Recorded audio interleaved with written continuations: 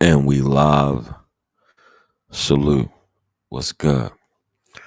To anybody that's entering the building, to anybody that catches this on the replay. You already know what time it is with me. But do me a favor before you walk in my house. Take your shoes off, dust your feet off, sit back and enjoy the ride. And remember, it takes some of these vibes around to some of these other motherfuckers. So,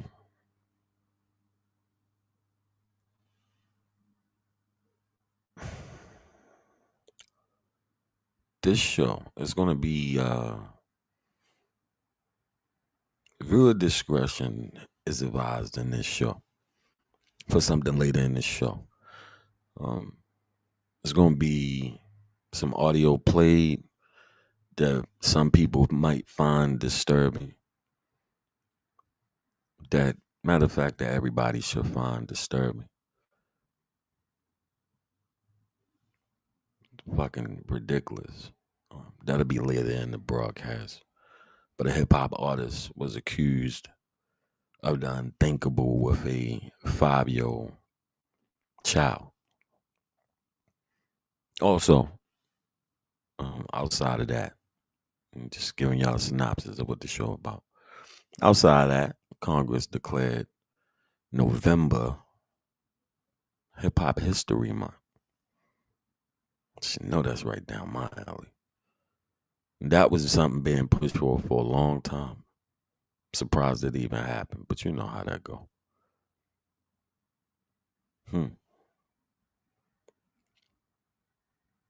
So, that's the synopsis of the show.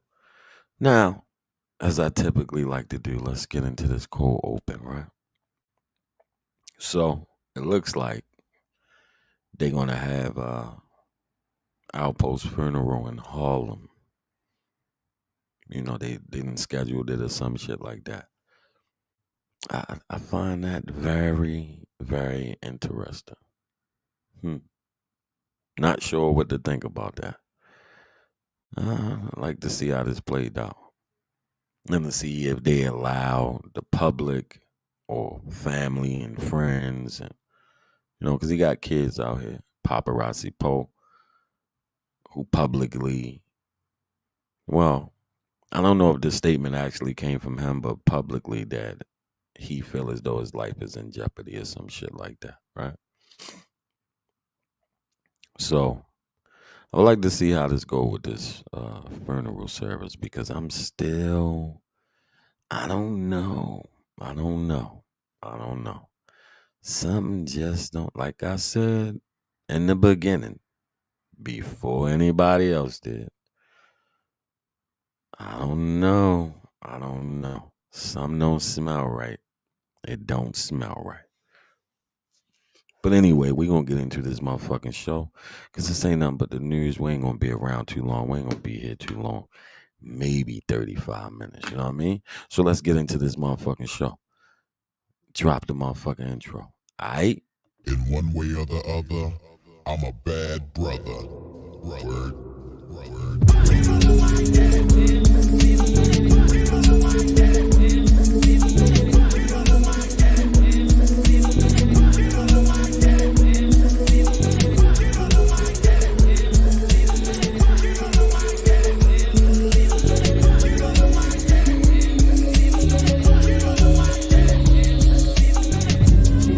You're watching Generation X Radio.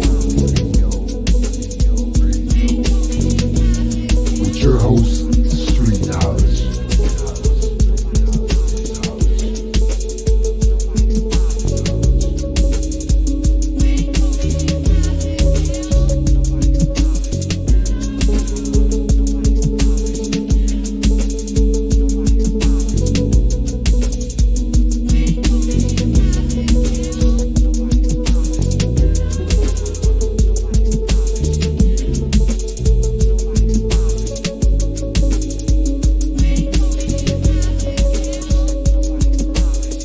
Coward dies 1,000 deaths.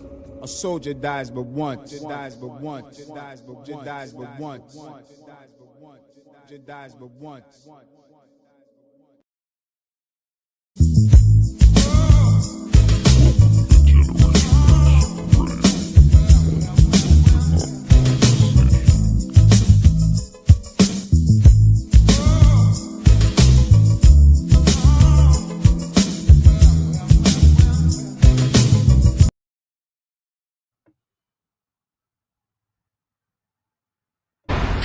Discretion is advised.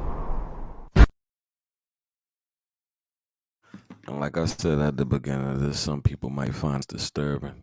What's up, Studi? Salute, Young King. Some people might find this audio disturbing. I'm not too familiar with the artist. I just know that he's an artist of Young Dirks. And he was accused of assaulting a 5-year-old child. Now, the mother of this child released audio of the young child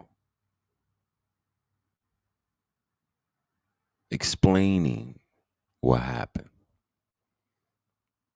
And the artist and his attorney also released a statement. Now,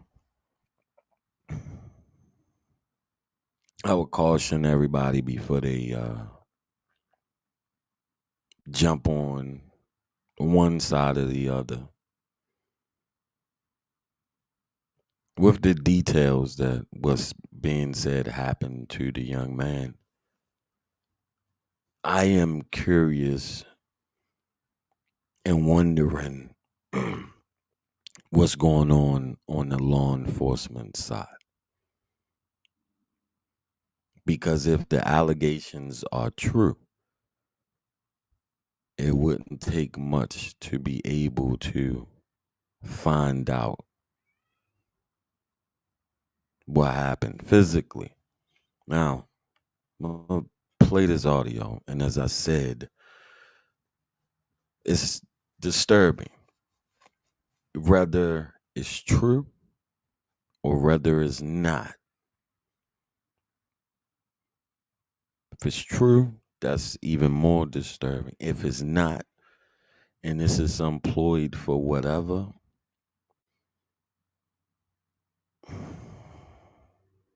I'm gonna play the audio. The shit is uncomfortable. It's uncomfortable for me to listen to before this show. But here go the audio. No. Baby, tell me what you have to tell me. I'm not about to cry. You what? I'm not about to cry. You look like it. So please tell me what's going on with you. My day. Hmm? My No, okay, okay. When David put his tattoo in my heart. Huh? Shh, no. It's okay. It's okay. It's okay, baby. It's okay. What happened? When David put a tattoo in my heart. What about it? Huh? But when Wait, what? when I was itching, it hurted. It hurted? Yeah, when I was itching. Okay. So...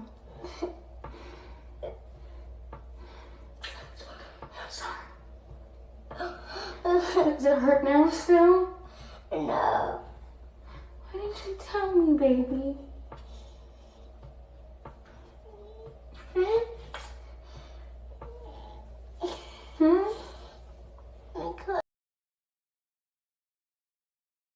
Now, little boy is 5 years old. And for those that might didn't understand what the young man said, he said that daddy put screws in his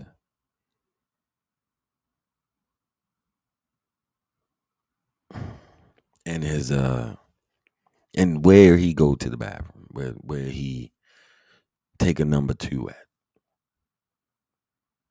Now, when you read about it, it said it was 3 screws. Now, again, I caution, I don't know. I don't know. What's up, my sister? Salute, Diva. I don't know. Like, this shit is disturbing on so many levels. I'm just kind of it's a tough one. One, because you can hear the child saying it, but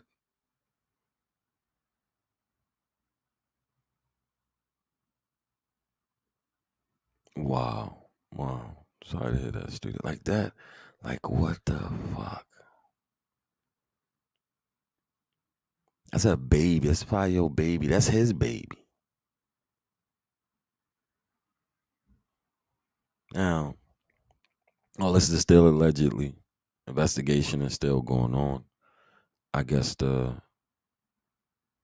mother of the child decided to come forward with this information to the public to try to, I guess, put pressure on Florida police, I guess.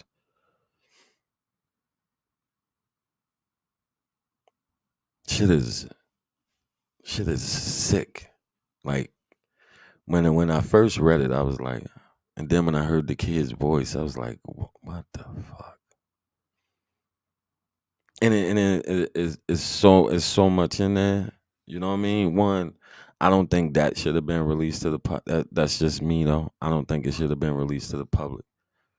I was a little hesitant to even plan it on here, but in the position that we in, sometimes you got to do shit that you're not comfortable with. Now, some things that I would never do up here. That's probably where I lack as a content creator. No, it's some things that I'm just not gonna. You know what I'm saying? That's just me. Yeah, that's what I heard. Like it, in fact, student, like that shit sound. I don't know. Now I will hope this is not one of those situations where the child is being coached or been told to say whatever. It doesn't sound like that. It doesn't sound like that from the way the conversation went. Now, the artist, who name I'm not going to say. I don't even know who the fuck he is anyway. I just know he an artist of Lil Durk's.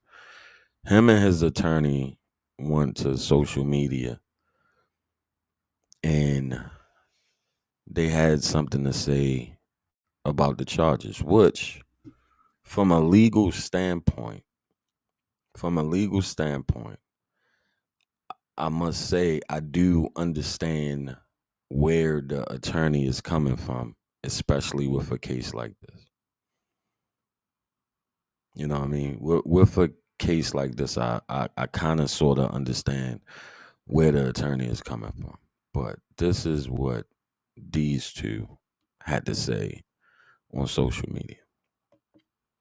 So we just kind of want to address everything that's going on because it's very, very serious. And we want everyone to know that we're taking it very serious because when we're talking about children and things happening to children, that is a very serious.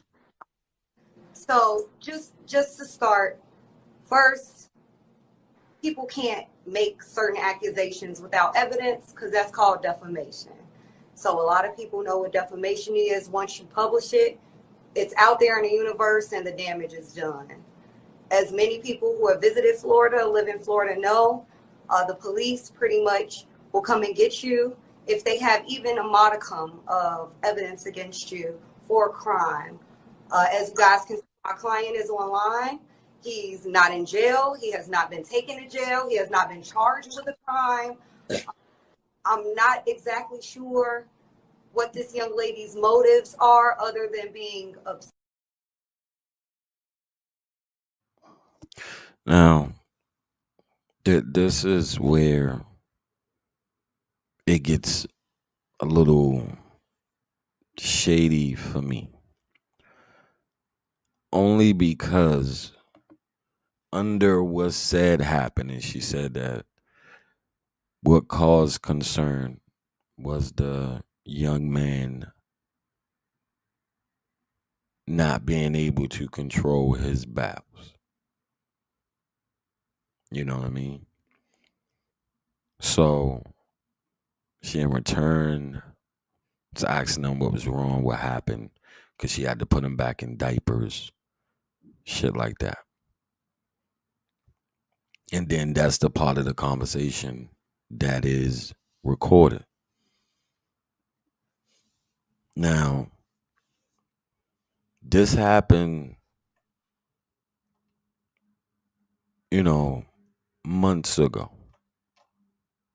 So it could technically be kind of hard to prove if anything happened. But based on the objects, and I guess the Florida police is doing their due diligence, especially when it comes to stuff like this. I don't know. I'm interested in seeing where this go. One way or the other, this shit is disturbing. I hope it's not one of them situations where the child was coached into saying this. Because what I find, the only thing that makes me kind of hesitant a little bit is how did you know how did you know you was going to get something from the conversation with the child to record? Does that make sense to anybody? Like, if this is a random conversation and things seem fucked up, you're not thinking about recording, you're not thinking about any of that. The concern is the child. Right? Now, it could be one of those instances where she went on and did it and recorded it just in case something was said about whoever it may be, whoever the person was going to be. Who knows? I don't know. Just saying that's the only thing that makes me kind of. But it's this shit. Like it almost seemed like every time we turn around, it's somebody else and somebody else and somebody else accused of this heinous shit. And it's not no new shit. This shit been going on in our communities forever.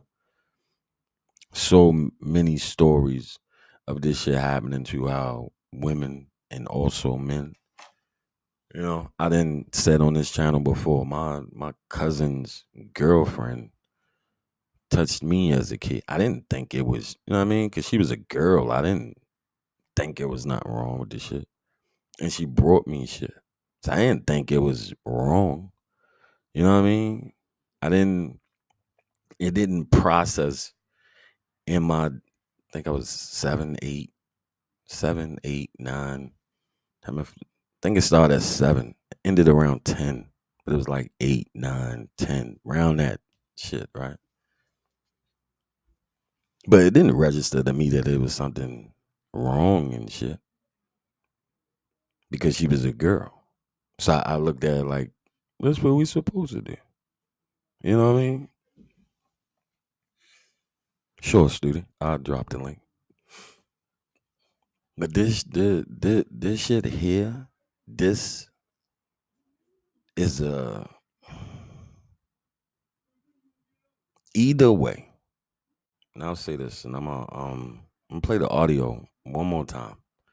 I'm not gonna listen to it again, but for the people that might didn't hear it, I'm gonna play it again. I don't really want to hear this shit again because it fucking bothers me. I was hesitant as fuck about even playing this shit,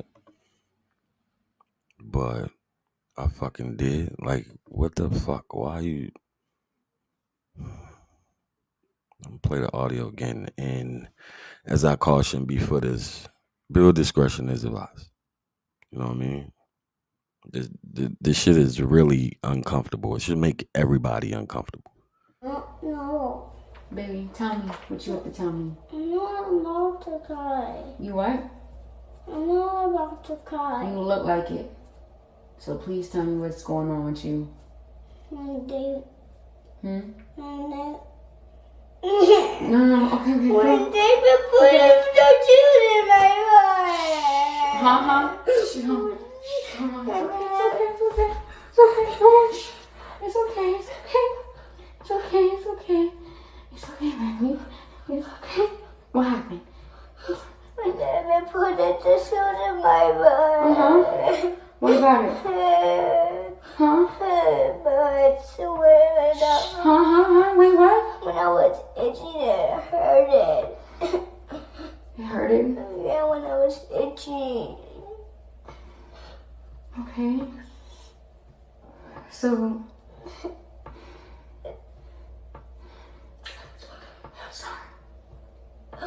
Does it hurt now still? No. Why didn't you tell me, baby?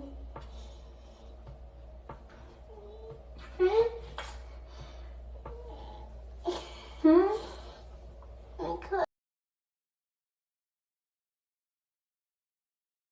And my apologies, I didn't get the whole entire audio. I had to stop the shit because it was bothering me. But he goes on to say that he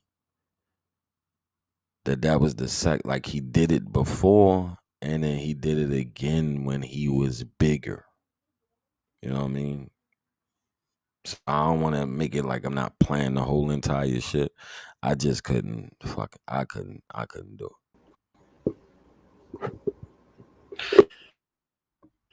Yeah, that it. Okay. it is very disturbing. And like from my personal I'm just gonna be honest, from my personal experience with that happening to me, I don't even remember specifics of what happened. I just have flashes of what happened to me. And I'm Mm, pretty sure I sounded just like him. But gotcha. they Gotcha. caught the dude in the tub with me when it happened to me. Like they caught him. Mm, Well, at mm, least they caught him getting out of the tub. mm, So I just want to clarify like some behavior that children have when they feel like they might have did something wrong or somebody did something wrong to them. They kind of mm. be like timid and scared to kind of tell the truth. So what I'm think the only because it does seem suspicious for her to know to record, like you said, but it Yeah, could it's have long been that he's issue. been having behavioral changes Yeah, it since says the that in the incidents have been happening more frequently.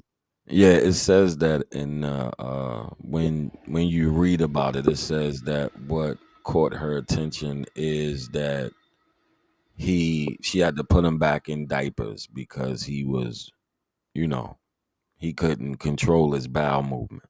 So she put him back in Yeah, diapers, took him to the doctors, so on and so on. I can't remember how long ago it was. I actually should have took notes for this one, but I didn't. I can't remember if it was 3 to 5 months, but it was like 3 or 5 months ago when it actually happened. I don't know when it was reported because I don't even know if it says in the article when it was reported.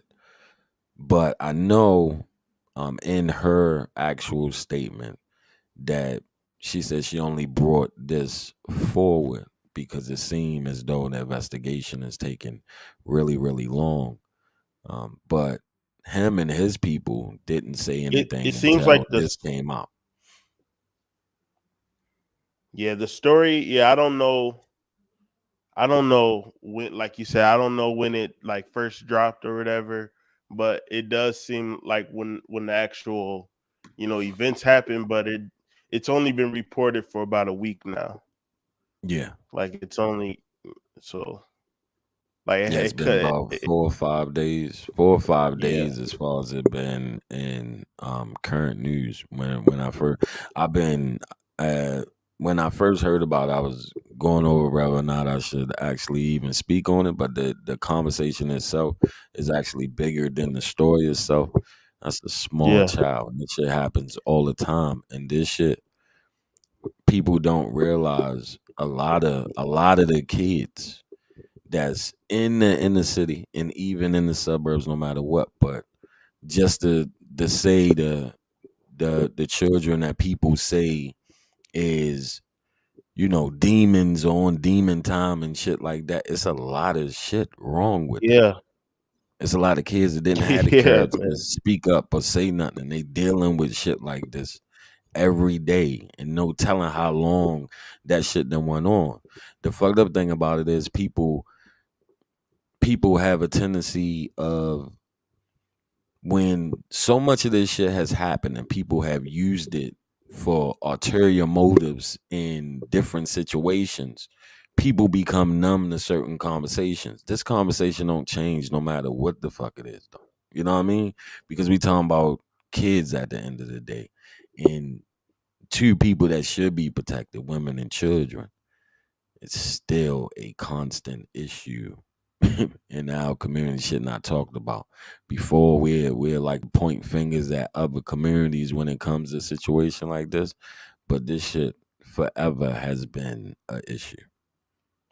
It's not even talked about enough. Cause bro, this is like a really sick dynamic, because if it was sexual assault, then that's incestuous sexual assault.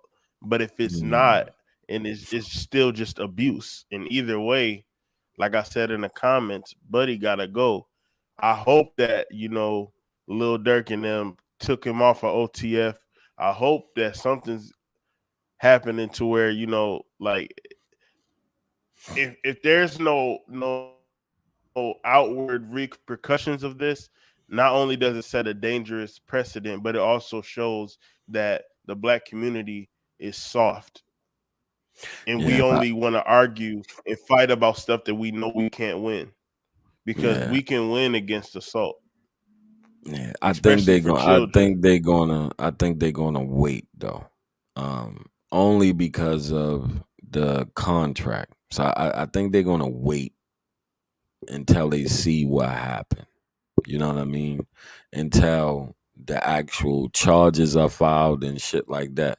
Allegations are one thing, but when dealing with these entities, they'll wait until he's actually officially charged. And as of now, he hasn't been officially charged. It's similar to the situation with the football player just recently that had the DUI that pretty much murdered somebody drinking and driving. They had to wait until he was officially charged before they dropped him from the Raiders. They didn't drop him before when they heard about it. After he was Right. officially charged, I think they dropped him. Yes, they released him yesterday or the day. What's up, Rodney? I don't know if you heard the Yeah, I heard about story. that. Yeah. But what happened, Rodney, was he right here. Shit. I'm talking to him in the chat and he fucking backstage. What's good, my brother? What's going on, brother? You good, brother? Yeah. This fucking story. It's hard for me to talk about shit like this, bro. Like dead ass. I don't even use. I wouldn't.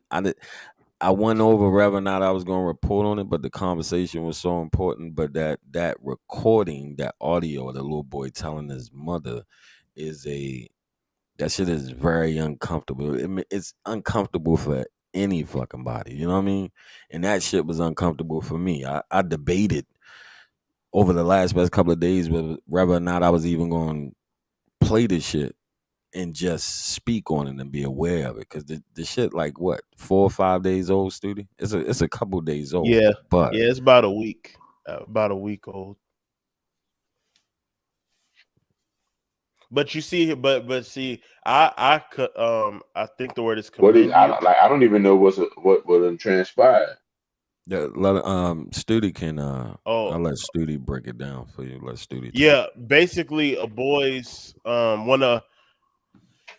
no spot was touched by his father in either a sexual or an abusive manner, and the mother has the baby boy recorded saying what the dad did. Um, yeah, Yeah, and he's like crying. I'm not too familiar with the artist. I know he's signed to Lord Durk's label. I'm not too familiar with the artist though. Yeah, that's like I said. I don't I even know mean, if I his name want. is You said what now? by his name. He's a weirdo. I'll put it that way. Well, I mean, He I a know grown what. man calling himself. Yeah, Well, Yeah, I just looked at his name. His name is weird as a motherfucker. Like, what the fuck? Duty. The fuck? Duty Low. Now you can Yeah. look into that as much as you want to. Yeah, man, that's I'm kind of good on these young dumbass ignorant niggas, bro. Like I don't mean to sound like that, but once I seen what's the little nigga from Detroit? Once I seen him licking his son all by his ear and shit, I said, yeah, these what niggas cut it. the fuck? Yeah, 42 Dubs. I think I know who Like you're talking about. Yeah, I yeah, when think I know 42 who Dub was you're holding talking his about. son and he like licked. Man, he did some ill shit I ain't never even done to a fucking woman before. Yeah, Wow. Like some wet willy shit with his tongue though, not with his hand. Wow. And I was I like, know Dice was and I was telling me like, Kodak Black smacked his mother on the ass or some shit or grabbed his mother ass. Like, yeah. what the fuck? I mean, I don't, I can't really, talk about our people that's in these destitute type of situations. I mean, but we never did this type of shit. You know what I'm saying? Even when we was in abject poverty, it didn't lead to an even steeper level of ignorance. You know what I'm saying? And I just think Yeah. we getting exposed to shit that we wouldn't even think of. Niggas is doing. Mm. but can I say this though? This is just a different era, but I'm sure all these niggas in the industry be on this type of stuff, even in the '80s. It's just that people are so the demonic energy is just so rampant that stuff is just the illusion is getting cracked. Like, I don't want to get Yeah, Well, I overly don't even spiritual, I but don't I think don't know. it's I a say you know what to I'm I a don't saying? think degree, it's an though. industry thing. I don't think it's Yeah, an it ain't industry about thing. I think industry, it's no. a Like, human thing. I think it's a yeah, I was finna human say thing. that. I was finna And say in the '80s we wouldn't have thought it to happen because we wouldn't have never been exposed to it because it's industry. Well, now they took the most sacred aspects of society and we see that shit. We see it. The proliferation of porn and all like it wasn't niggas had a tape. The, it was two niggas that had the porn when we was coming up. Niggas, everybody got on their phone today. yeah, everybody got this And, shit now. and it wasn't like the niggas had collection on top of collection on top of collection. Niggas had 3 tapes. And them shits got Yeah, passed yeah. around between 10 niggas, 14 niggas. Yeah. Whoever had that Vanessa Del Rio tape, that was that nigga. Like Yeah, you know what you I'm got saying? Like that? it was, you know what I'm You saying? got And it that? was not for real, bro. It was like it wasn't a proliferation. Once there's come a proliferation of filth, where the dude did, because at a certain point in time, you had to be of a certain type of stature to live that life. Now, when it's presented to you, given to you in a handheld way and just easily through social media sites, and you know what I'm saying? Like the chick that we knew that was home, we was coming up, we just knew she was home. We didn't see her home unless one of us smashed on her. Today, you see chicks you'll never see in life just home. And it's the norm. Yeah. Like a motherfucker. It's that day and And it's Well, I age. mean, celebrated. Like but do it's you? celebrated. Hmm. Then you have to understand, like when that's why I tell people you have to. I'm all for leaving gay people the fuck alone. Like, don't be hitting on them, don't be touching on, you know what I'm saying? Leave them alone, bro. You ain't gotta be doing all that shit to them. Like, I'm all for leave them niggas alone, bro. Yeah, don't put your hands on people because they see shit different than you. Yeah, You know what I'm yeah, saying? I'm all for that, but I'm also for nigga leave me alone. Like I'm not on that shit. Like that's what you do. yeah. Like I don't I necessarily Yeah. respect it. I respect you though. I respect you as a. yeah, I don't respect the act. I respect yeah, you.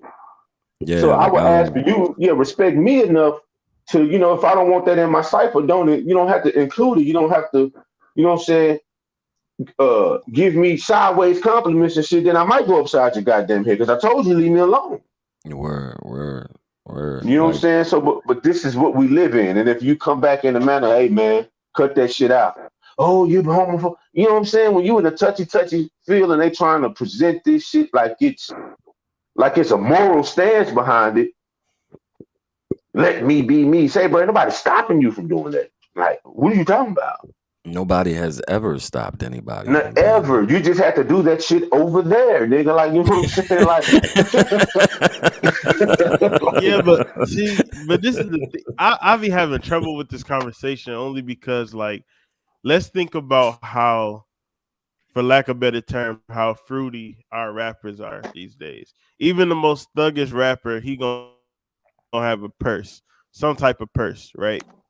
And I be thinking like they trying to blend, like have us androgynous where we dress like every, like there is no gender they trying to push. But at the same time, in the '80s, niggas was having lipstick and glitter on too, You did better on and this of one. and course. But fishnet. that So it's was kind of like, what's the but difference see for real? But Like, it's again, the I don't think any of that like and this is just this is just a obvious evaluation, right? Because the artist who was dressing like that was typically rock artists and funk artists and those motherfuckers who was getting mad pussy. So it wasn't even about homosexuality back in the 80s.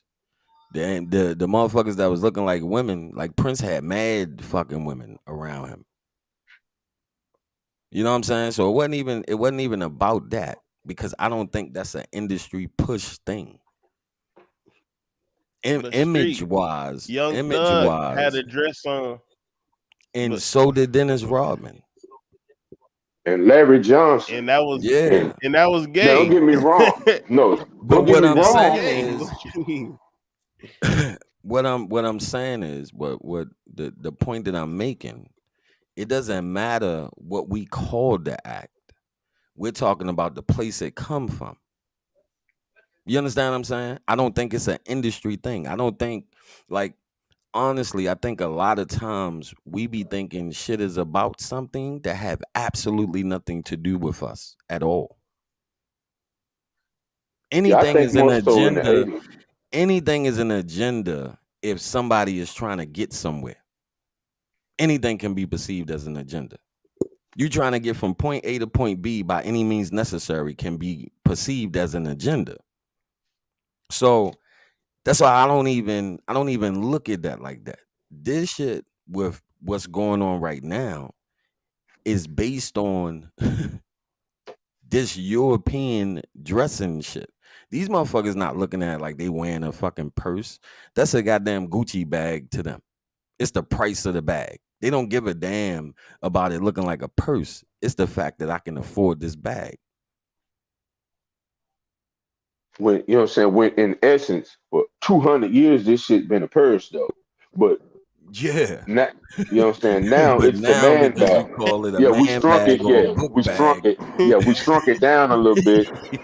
You know what I'm saying? So, when you used to see like that nigga had a camcorder in that when we was young. You know what I'm saying? Like only time you seen a dude with something like that, it was a camcorder in there. Yeah, but now these motherfuckers got Yeah, money in it and or it computer bag, right? It used Yeah, to be you a know what I'm computer saying? bag. Now yeah, it's an accessory. Now it's an yeah, accessory. that shit is a status symbol. Those bags are status symbols for motherfuckers. Look what I can afford. It's a part of the belt, the hat, the fucking bandana, whatever the fuck else they got on.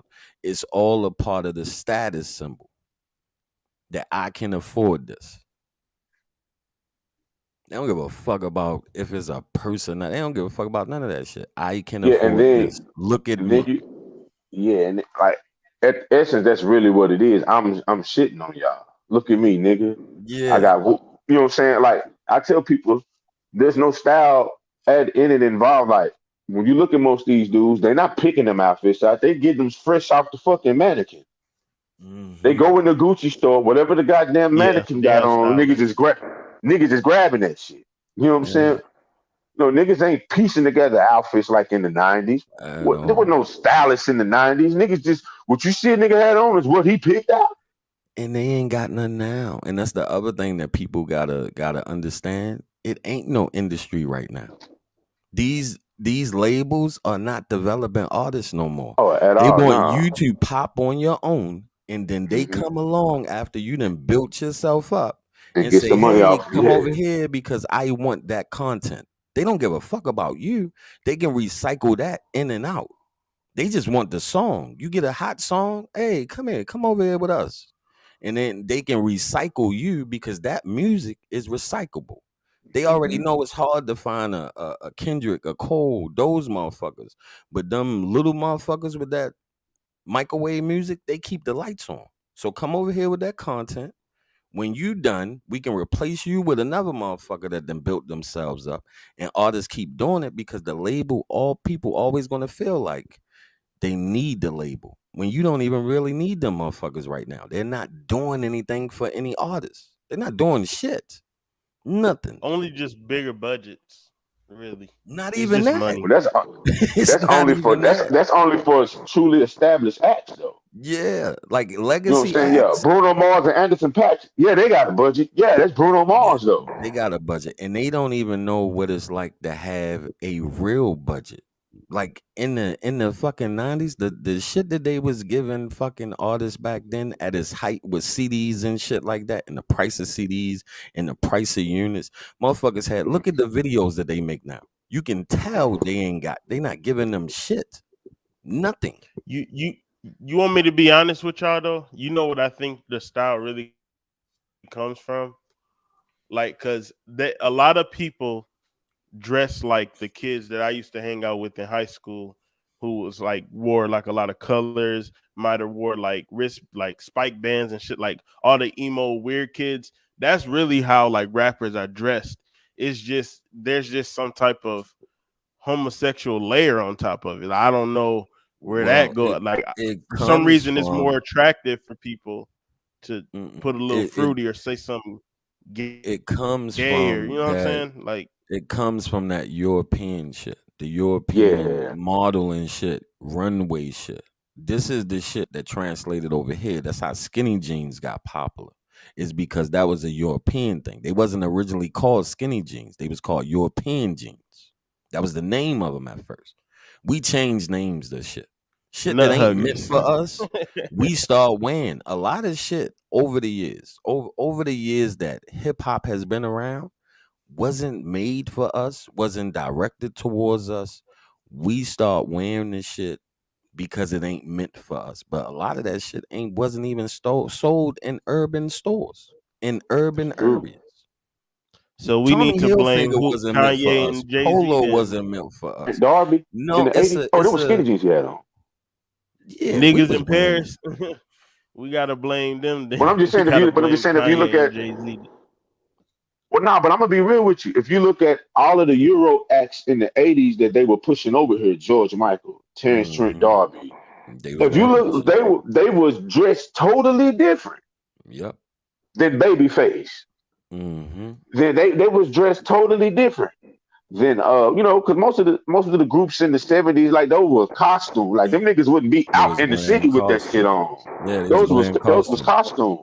They was Like wearing costumes so much they didn't know how to dress hip hop acts. So a lot of the early hip hop acts had on right, costumes they also. had they had that shit on. Like, Yeah. and they realized like when Run DMC was like, no, we finna work with they were, and that's why Run DMC popped because they look like the average hip hop listener, like Grandmaster Hmm. Flash and all them, and niggas, well, come on, bro, that was costume. In Africa Like, Bambaataa, they had them dressing like yeah, Parliament Funkadelic because they yeah, didn't them know niggas had leather, you know what I'm saying? it wasn't nothing beforehand to go off of. So the labels that these guys was on, they didn't know. They didn't know. They looked at it like, all right, well, they're using funk break beats and they're using disco break Yeah. beats. Let's Yeah, that's what I'm dress saying. them They was like coming out this. the disco era, and only way, you know what I'm saying? They were so comfortable, like they had to dress like disco niggas, cause Yeah, it they was didn't. disco niggas who clubs they was in. Yeah, they didn't know. And truth be told, that was Russell Simmons' idea. Russell Simmons said, "Y'all dress like Jay. I want y'all to dress like Jam Master Jay." Without Russell Simmons, hip hop probably for all those years still look like that. If without that idea, That's why LL came in with the sweatsuits and shit on. Else he probably would have been wearing that weird shit too. Well, he was definitely an innovator, but I don't. But I get that. Like, I do understand that. Like, artists have um different aesthetics that they go for, and the company, whoever they're with, kind of like buys clothes to match that aesthetic. But it's still it's still fruity. Like, I'm sorry, because No, it a lot it of a lot definitely of it is is. like androgynous. It's It's like yeah. I mean, I'm not genderless, disagreeing with you even at down to Yeah, all, I bro. nail ain't Like, polish. disagreeing Like, with you at all. I just don't think it's a label thing. It's not an industry thing, well, I think I especially guess now. yeah, I would say it's more so of a when so do you think? because go ahead. Zara, let me ask you this before you say that. Do you think that Lil Yachty was the one who came up with putting out a nail polish No, it and was people already wearing doing. the nail polish in the different colors? It was people No, already it was doing that. people already doing that. Like I've seen. I grew up. You know what I'm So saying? Like I'm born in '83. Like the MTV era, punk era, like early '90s. I went to school with people who was doing that. yeah, And Like but those the that was like the only pimps Jeremy people. used to kid. wear Okay, fingernail polish. for People forget me, that. Like a pimp, for me, look the at it, the only average pimp. Pimps Yeah, they used to wear the wear gloss. They used to fingernail wear the polish, gloss. Uh and huh. they would paint their pinky finger like gold or black or some shit, and keep Uh huh. that nail long because they typically sniff coke or dope or whatever the fuck out of Hmm. that nail. But their whole imagery is flamboyant. Everything about them is flamboyant, like a fucking peacock. From the way they talk, from the way they walk, every fucking That's thing. true. But that's That's the true. ideology behind being a pimp, because it's the male peacock that's the bright looking one, that's the beautiful one. Them little ugly yeah. motherfuckers are the females. So all that shit comes from somewhere. You gotta look at the average artist. Look at where Yachty came from and what Yachty built before any major came calling to the independent label he was signed to. If you look at all these current artists over the last 10 years, none of them had any machine behind them until they already had something. That's true. No, And These then that's true. labels But don't I give a remember when. fuck. They're not developing nobody anymore. They're not putting no But what money I'm saying into is, nobody that don't have something to bring to the table. when Lil Pump first came out, he rapped it in the same way that he raps now, but he was just a hood kid. Like, you could tell, like, he wasn't no punk or nothing. You see him now, he got the he got the nails popping, the fucking he looked like a girl. you He know what? looks I That's like a mean, girl. him. and That's I'm gonna be real him. with you. Like, That's probably a ploy because like if he is signed to us, sometime labels will push that agenda. But I would say this: all emasculation isn't sexual.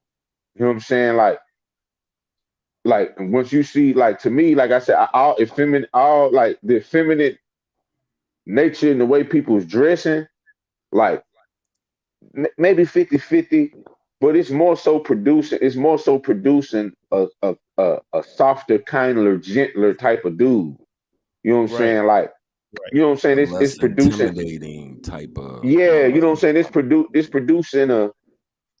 I'm not gonna say the way niggas is dressing is making homosexuals. I can't go that far. Like if Yeah, we I now, get it. if you're getting into the scientific of what they putting in chicken and all that, that's a different story. But just the way niggas dressing, like Yeah. if a nigga dressing like that made you want to be gay, like you was already gay, bro. You know what I'm saying? Like, Yeah, No, I'll put it this way: that was Fl- already in your DNA in the flamboyance, first place. flamboyance is the new masculinity. We can put it that way well, And but see, because, flamboyance has always you know what been. I That's think, but always been. but you know what I think we do. but We that was have a a, subset of So but when you you know see what Mr. we, T with all those chains, that ain't flamboyant. That's flamboyant. Yeah, that A was nigga got on being 20 mocked chains, though. bro. That's flamboyant. But he not like rolling his But neck Mr. T, and all but I'm that saying, good It's Mr. stuff. two different types of But flamboyant. You got that's what a I'm. feminine energy flamboyant, and you got masculine flamboyant. But both are But flamboyant. yeah, but Mr. T I had would on say neck Mr. shirt. T was Or more flashy. I I mean, would say Mr. that's T still was more flamboyant. flashy. That's still like flamboyant. At the end of the day, flamboyant in the Yeah, by the dictionary definition of the is word. yeah, it's still gonna be that. Like Mr. T had on net. He had on like mesh net cutoff shirts with Yeah, gloves on you gloves know, and on. leather jeans. I'm just saying, bro, with the chains. The only Yeah. reason niggas say Mr. T was gay And because he was beating and niggas. He was little whooping ass niggas, bro. little ass shorts on. Yeah, you know what I'm saying? Like, I'm just saying, like, that You know outfit, what I if a nigga mean? put that on today, if Young Thug put that on today, he gay. Why? Because he ain't got muscles? Because he ain't swole?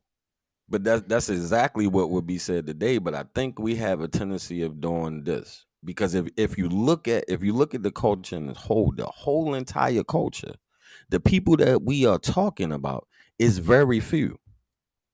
We have a tendency of looking at one thing and making it the whole thing when that's not Right. absolutely true. You got the Grizel. I can name off the top of my head. I can name 20 acts that don't look nothing like that. True. So one But outweighs the other, are but they we have popping a more? tendency. We do the same thing with the music. That's in the eye of the beholder. We're talking about a day in social media where a lot of the artists that you're speaking of ain't popping. They're not moving units. They got hot songs. They don't have a hot body of work. The big artists are still Kendrick, Drake, Cole, Kanye, Nicki, and Hove whenever he decide to come outside. Those are NM. Those are still the biggest acts. Not those guys. They just got hot songs that keep the lights on. The usual suspects are still up there. And None I'm going of to be real them with have you. took their spot. Hey, NBA, you got to throw NBA Youngboy in there today, but I don't ever see him in no feminine type of looking shit. If anything, he's the old dysfunctional over masculine nigga. Yeah, No, he his got pictures clothes sitting in sell between. No, his clothes he got sell a pictures lot better of than him his sitting music. in between men's legs, man. Huh? I ain't never He has seen. I'm I ain't just pictures never seen that of neither. him I ain't never sitting seen in that. between a man's legs. I ain't seen that neither. I ain't Yeah, seen that one. yeah. I can't say I saw that. So All these I don't niggas know fruity, about that. dog. all I'm saying, I don't know to about me, that.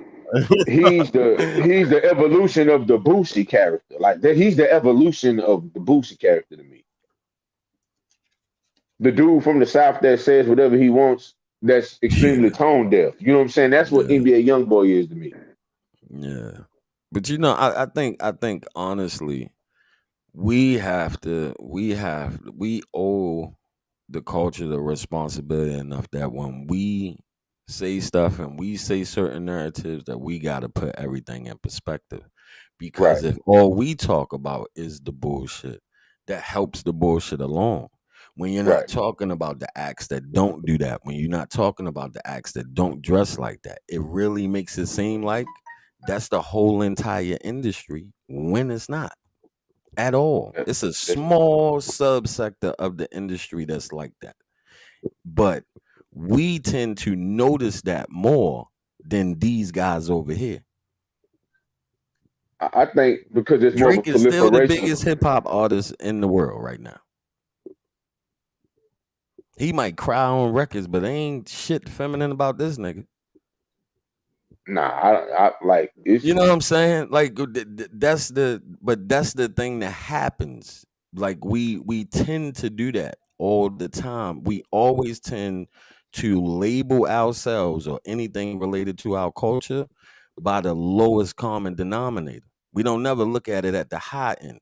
We do the same thing when it comes to how our community is doing.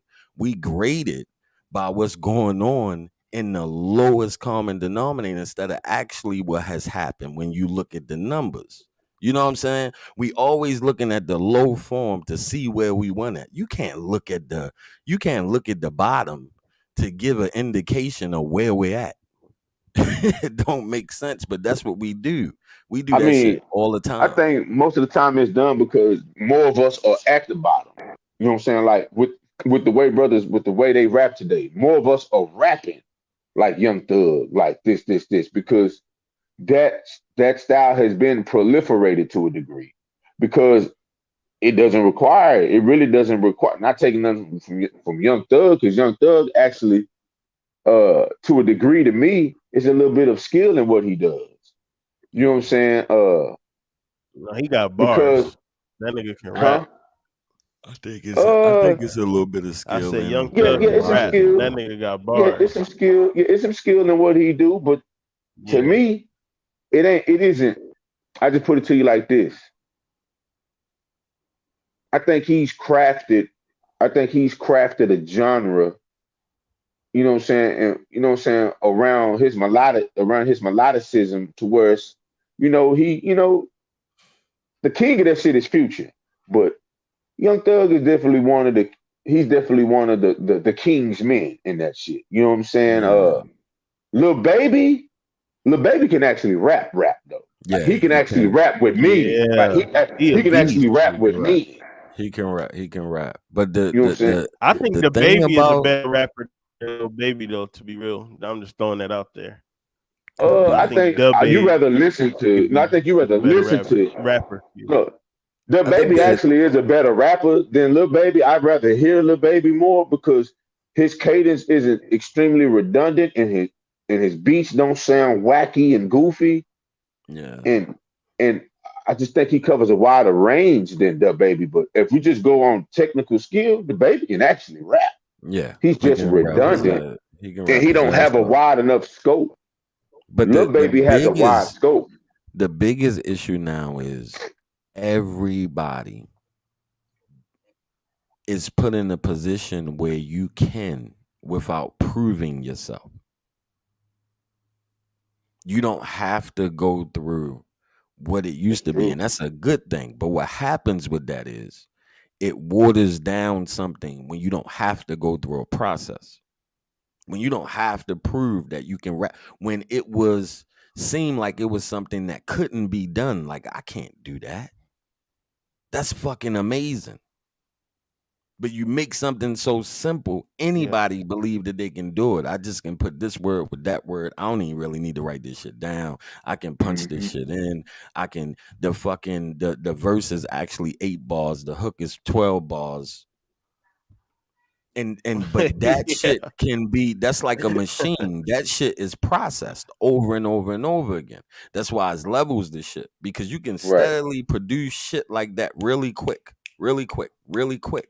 And when that shit run out, you just replace them with the next motherfucker that can do it because you can't. And when I heard the record exec say that shit on Math Hoffa shit, the shit made sense to me. He pretty much said what I said a little while ago. It is really hard to find Kendricks, Coles, Hove, Nas, motherfuckers of that caliber. That's you're searching for a long time looking for motherfuckers like that. And it take a long time for artists like that to resonate with the people. But the shit like that, I can steady overproduce over and over and over again to generate money because it's all about content right now. Want to own the content. Whatever the fuck you doing on social media, whatever the fuck you doing over here, we just want that because um the way that we're digesting music now doesn't benefit the labels. That's their fault, but it doesn't benefit Hmm. them. It benefits the streaming service. In about 10 years from now, the streaming service is going to be the new label. That's why most of them are signing artists to exclusive deals for their body of work. Really, no Hmm. artists even need them motherfuckers. They can just sign a fucking exclusive deal with a fucking streaming service and promise that they're giving them their shit first and shit like that. But again, back to what I was saying before I get sidetracked, before I hand it over to one of y'all. But that's the biggest issue in that space with those groups of rappers that rap that way, because anybody sitting home can look at that and feel like they can do that. And they can always find somebody that then sat home with Fruity Loops, made their own beat, did whatever the fuck they wanted to do to it, and it resonated with people. They can always find that, and then here they come calling. It happens all the fucking time. And a lot of these motherfuckers, you might not have heard of, Studi might not have heard of, I might not have heard of, but they got 50,000 motherfuckers that love them to death. Right. And as long as a motherfucker can generate that, the label gonna come calling. And if you can get more motherfuckers, they'll love that. But if you got at least 50, you can start doing shows with free mixtape with 20,000 downloads. Motherfucker put you out there in whatever city done it, and then hey, you start doing shows. That's a steady stream of income for whatever that artist is. That's why I can't knock it too much, because that's one less motherfucker out on the corner. You know what I'm saying? So it's a give and take with it. I can't be too mad at it, because they could be doing something much worse than making trash ass music. Yeah, I don't, at first I used to rail against it real hard just because I was one of those, man, what happened to the standard?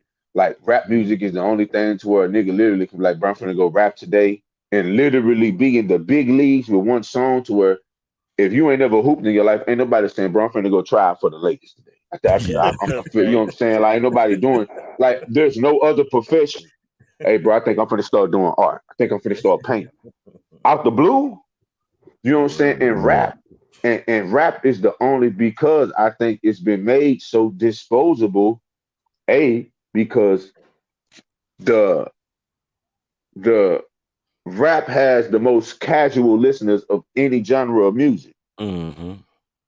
Mm-hmm. You know what I'm saying? And when the listener is as casual as when I heard Done It All by Shorty Low, I hated that shit. Until I seen how it make niggas act in the club. I said, oh, I see why Yeah. niggas like this. Yeah. This, Yeah. this is what, because once somebody say, hey, listen to this Shorty Low, and I'm like, bro, niggas listen to this? I'm Mm-hmm. listening to the beat. I'm like, bro, that sound like MTV Music Generator beat. Like, what is, you I know what I'm remember saying? that shit. I remember. I'm like, what is this? You And wrong for then, that shit. you know what I'm saying? Then I actually was in Atlanta and I seen what happens when that song come on. I said, oh, the Atlanta nigga made this shit for the Atlanta nigga. Yeah. Somebody just Yeah. brought this shit to me. This wasn't for me. Yeah, it Like wasn't for when you at all. Shorty Low did this shit, he wasn't doing this shit for me. He was doing this shit Mm-mm. for Bankhead. This He shit was was doing for it for you. Bankhead.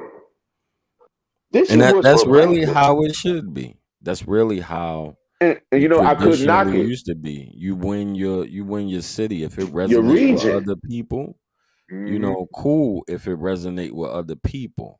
If not, you still got your people. You always got home. That's how it traditionally was.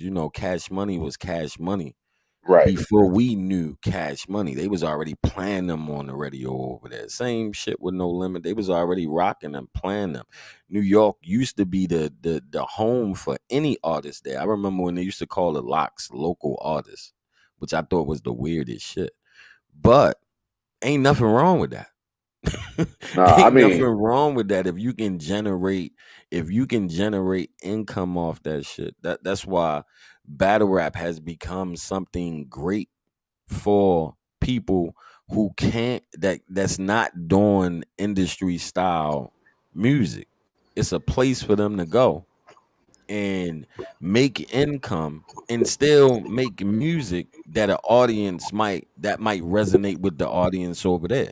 It's a the fact that this last past weekend you had a total of 6 battles with 3 of them making $120,000, with at least 3 battle rappers making $120,000 for 3 rounds of 3.5 minutes or more. That's life changing money. yeah, I mean, battle rap. I told people when I first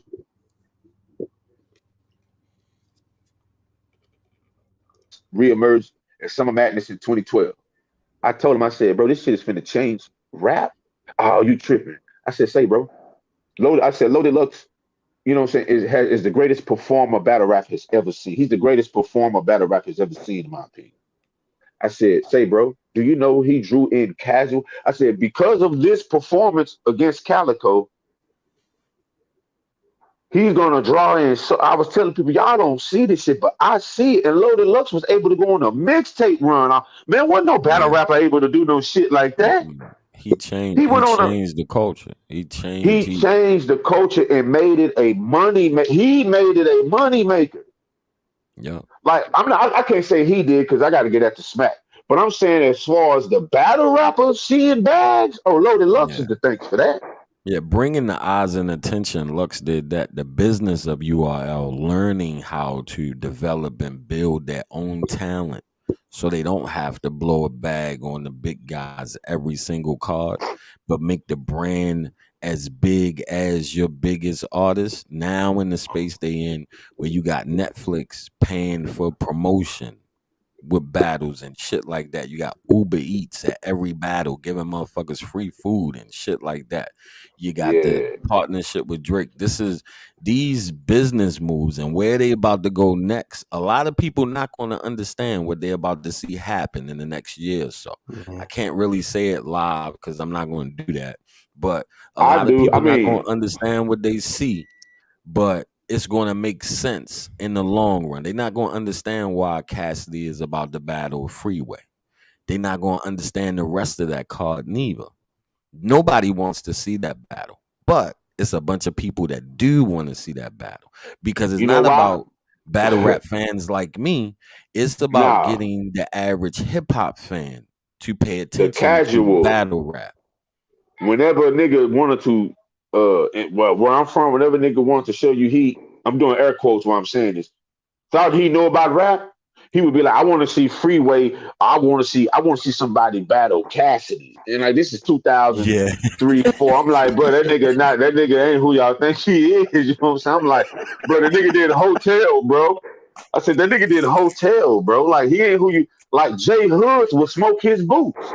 I tell niggas, bro, because Jay Hood was a battle rapper, and that's why D Block struggled with him because that's a he fact. couldn't make songs.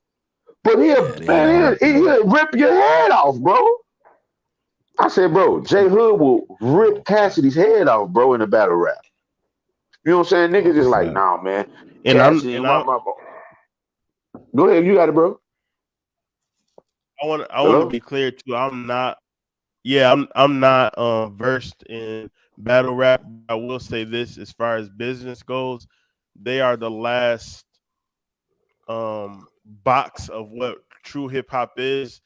I know for a fact that y'all go by the culture of battle rap goes by skill more than popularity. And that's what's the Not true. difference between That's not. right now at Mm-mm. least. Nah. Cause No, see, no, no. you It's get still I've all never popularity, these. heard though. anybody I'm gonna I've never explain heard it to you. anybody big up um Yeah, a whack and battle but rapper no, though. no, it's not about being whack. What happens in with anything, and especially with battle rap culture, because you got all these new fans that come from the gaming community. They gravitate towards the personalities, so Hmm. they go in. You could be watching the battle on caffeine, and because they have the ability to vote in real time, these motherfuckers already voting, and it's not even round two yet. They already picking their favorite rapper, battle rapper to win. So you have cases where the who actually won the fan vote, they're not going to get the fan vote. But that's a lot of us old traditional battle rap fans' fault because we're not voting. We just watching. I'm not voting on shit. I'll vote when it come out on the app, but I'm not voting. I'm watching the fucking battle. I'm fucking breaking down the Right. battle. I'm not trying to vote on the Yeah. battle. But these new kids, like it's all part of the experience for them with the app. So they're going off. They like the performance. They like the random bars. When some of us that been around in the culture for a while, you're not gonna tell me that this motherfucker better than Loaded Lux. You're not gonna tell me that, but they will tell you Nah, that because they don't know Lux. They gonna tell they you don't. that But this. that's only because Shit is it's more of a performance art now though, right? Battle rapping Battle as rap a has whole is always more been. It's always been performance. Like yeah, it's it's always always been. been. It's always been performance based because, like, you got to understand, there's still battle rappers that are too skilled for the hardcore. There's hardcore niggas Yeah. that miss shit. You know what I'm saying? Like that's why Mhm. you gotta rewatch battles. Cause I'm be Yeah. real with you. If you in the room, you're not catching all that shit, bro. You just Hell not. no. You're You're not. not catching it. If Lux is up there rapping, you're not catching it all. Certain Yeah. niggas, you're not. If Ab is up there, Ab punches niggas' heads off, but you can't catch all that shit in the room. Now the Can't room catch all shakers, that shit. you can't. Now when you go back and rewatch when JC rapping, you can't catch it all. But that's what get because that's what brings the value to battle rap. Because I have to go back and rewatch this shit. Because I You know I have missed a to. lot of shit. I missed a lot. Then you think you understood the scheme one way, but it was really the other way, and It was really that's some the other shit. that's the beauty of it. Like that's why Yeah, battle rap, like that even technical that's the side. beauty of it. Yeah, and that's That's the that's the beauty of one it. thing. That's the one thing that they have tried over and over again to see if they can scale, and they haven't been able to do it. And where Drake is smart at is he said, "Fuck it, I'm not going to try to do this shit on my own. I'm just going to bring them over here because nobody has been able to duplicate the success of URL. Nobody, not RBE, And not they'll King of the never be Dot. able to.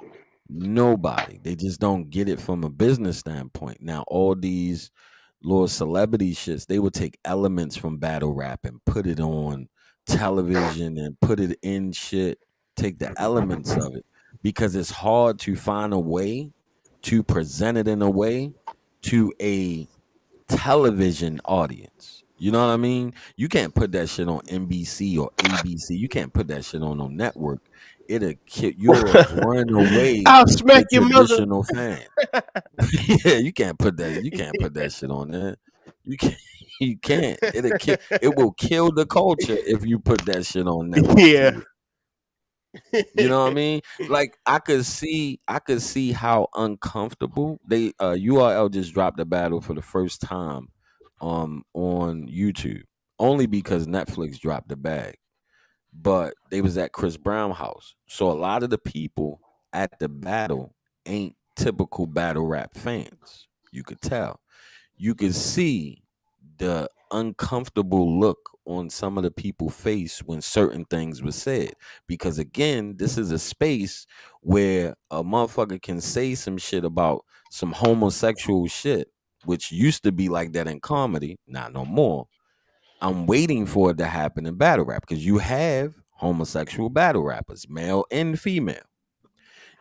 And if they don't have an issue with it, should none of them motherfuckers have an issue with it. But you could see in the audience that it was some people uncomfortable and cringed a little bit when certain things were said because they don't understand the environment. Because it ain't But shit we off don't limits. need no watered down battle rap then. Like we need it to stay nasty like that then. That's like the last piece of No, the it puzzle. always the thing about it is it always like battle rapping. The reason why battle rapping never changes is because all said and done, this shit is pretty much smacks. Everybody can Yeah. start a league, but come on, URL is the like That's the it's the NBA. NBA, it's the NBA of battle rap. So yeah, I can go to the China League, King of the Dot. I can go to the Euro League, this other nigga, you know what I'm saying? But URL is different. Yeah. Yeah, it's It's different. different. You know what I'm saying? It's and like I was telling people, URL is the reason Griselda is where they like they're the reason why all Mm-hmm. these underground like Mm-hmm. Freddie Gibbs and all these niggas like myself they're the reason why I have a decent following because everyone tells me oh you should battle rap. I'm like bro my mind don't work like that bro you scheme like a battle. I was like yeah nigga Jay-Z does too but have you seen him battle have you ever battle rap? It's you know what I'm saying. It's different. No, it's different today, bro. Like, but if you hear Av make songs, you like, man, this shit is lackluster. Why you ain't Mm-hmm. doing the movie punches in your goddamn songs? Yeah. But Because you it's different. Like, I Surf think make though, good music though. Surf make good music. It's a couple of dudes because I Surf like don't. Lux. I think Yeah, Lux should never battle rap again, just because Lux Lux make can good make music. music. Yeah, Lux can make music like a motherfucker. He just missed. He missed his time. Lux should have been Lux should have popped off in 2002, 2003, 2004 Yeah, as a mainstream artist. That time for that type of hip hop has passed because the only artist that's susceptible of, and it shouldn't be like that, is legacy acts. Legacy acts can rap like that all day long, but don't nobody want to hear that from somebody that they don't really know. So for the casual hip hop fan that might not know him from battle rap and they hear the song, they just like that's that boom bap shit. They not looking at the technical skill it take to do what he do. Like that shit not easy. not Those at all. those pockets that he go in is not easy. Like motherfuckers think rap is just rhyming words. No, the fuck is not. I had this argument Nah. with people all the time. Rapping is not easy at all. Not if you're trying to do it at the look No. here. Coming after, let me tell you something. I believe the most talented dude to ever write is Lupe Fiasco. Like Yeah, that from a motherfucker writing nuts. standpoint, come on, bro. Lupe is out of control, bro. Yeah, he nuts. But Yeah. I'm gonna be real with you. Like there's a lot Child of Rep other the things Soldier. there's a lot of other things that's out of control in a bad way with Lupe too. You know what no, you know what I'm saying? Like no disrespect to Lupe, but there's a lot of other things that's like he actually thought that beat was what's wrong with him. Like you know what I'm saying? Like this nigga made a song about a cheeseburger in the most like this shit is trash. I don't fuck with you. You know what I'm saying? You know what I'm saying? Like feed me. When shit going down, that's when shit get greasy. It's like, are you serious? Like I get it, but this shit is cornier than self destruction. Like, like you know what I'm But saying? It's that's why like motherfuckers get so creative that they feel like they can do just about. And I think almost every artist go through that shit, right? They get into a yeah, no, creative every space where they yeah, feel like they start to try to challenge themselves and do a whole lot of shit that, you know what I mean? They're not even thinking about. Like we don't get 10 years ago, 15 years ago, we would never get 444 from Hope. not at That all, album would have never happened not at because all. the space he was in was to make money. So he was making the type of music that they played in clubs and that women liked and shit like that. He would have never got into that space. He done did all that. Now he feel like he can be in a real creative space because I did that already. You know what I mean? Even though Yeah, half and of that I'm shit we didn't heard a thousand other motherfuckers say already. You kind of late to the party, yeah. but it fit the time frame we was in. You know what I Oh, mean? I So mean, this people whole celebrated him for it because it's whole. But it's Nas whole said half of that shit already. man. Nas' whole career was that. Like Nas' career was that. Like where y'all Yeah, been? And Nas yeah, did it in greater detail. Like Nas, yeah. it Like took Nas. Jay Nas Z was got it out real in one shit. album. It took Nas 10 albums to say this shit, nigga. Where y'all been? Yeah, it's like the I, You know what and I'm weirdest I shit. saying? well, Like, I know that most people don't like want to, like giving this man his credit, but I say Tyler is one of the most creative artists out here. Tyler Period. is Even extremely. the way his Tyler is so. evolution, yeah, I give you like that. Tyler is just so creative that I don't identify with that shit most of the time. Like and I that's the have hit to. or miss I of gotta being take. such a creative. I know that's what I'm saying. I have to take off, but in order for me to understand, I got to take off my rapper mind. Like, if you can ask Big Bro, if you hear my music is driven to be thought provoking from a rap standpoint. That's a fact. You know what I'm saying? Like, I want to immerse you in thought with what I'm saying, and you're gonna be like, damn, how is he? And without being corny, without being, you know what I'm saying? So when I'm listening to Tyler, I'm trying to judge him based off of and I can't do that. I have to take that off and just think in the creative space and be like, Mhm. this dude is insane as a creator. But my Yeah, thing is his best shit isn't even rap, bro. It's the other shit that's ill to me. yeah, yeah. It's Rap the is just the production, the benefit. Like, style, the yeah, fucking the rollout, yeah, the yeah, you know what I'm saying? Like the extra yeah. content with it. Like that's the shit that's dope. Yeah. Hey, Of y'all course, hold it down for me. I gotta take this call real quick. I'll be right uh, back. yeah, yes, sir. Yeah, All so right. it took me time to appreciate Tyler. It took me time to appreciate him, but I get it. You know what I'm saying? Like I get it.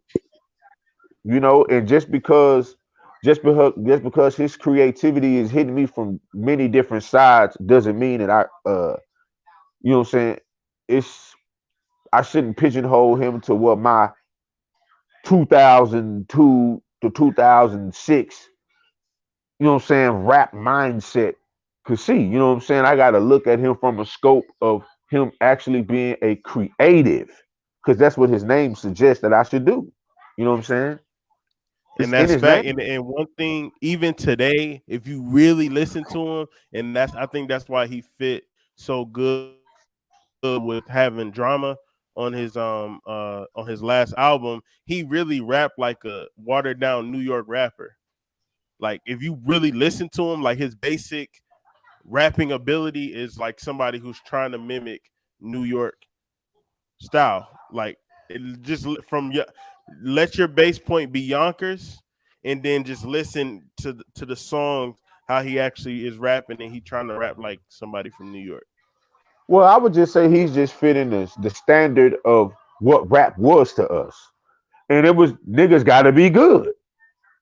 You know what I'm saying? So, but I could tell by the way his voice inflection in some words, I get exactly 100% what you're saying. You know what I'm saying? I just, you know what I'm saying? At one point, that was the standard. You know what I'm saying? At one point, that was the standard. Until like New York niggas started trying to do what Southern niggas was doing. It was like, nah, bro, we didn't ask y'all for that. We you know what I'm saying? Well, that ain't, we didn't ask Yeah. you for that. Like, we didn't ask for this is why I'm hot. Like, let niggas in the South do that. You know what I'm saying? And I Yeah. no for real. Like, I had this Yeah. argument with New I don't Yorkers know all the what time. Mims was thinking. I was telling, Mims I was definitely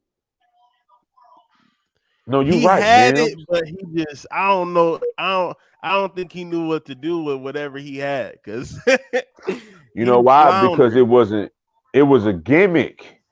Like Shorty Low, Laffy Taffy, that wasn't a gimmick. That was what they do. Right. Like that wasn't a gimmick, bro. That's what they do. Like they had a whole rollout full of shit that sounded like that. And they didn't care who fucked with it long as Bankhead niggas loved it. You know what I'm saying? Long as when they played that Yep. shit in Magic City, niggas went crazy. They didn't care. Like New York got a taste of hip hop domination, and they tried to dibble and no, we don't want that from y'all. We want Quiet Storm, nigga. We don't want this is why I'm hot.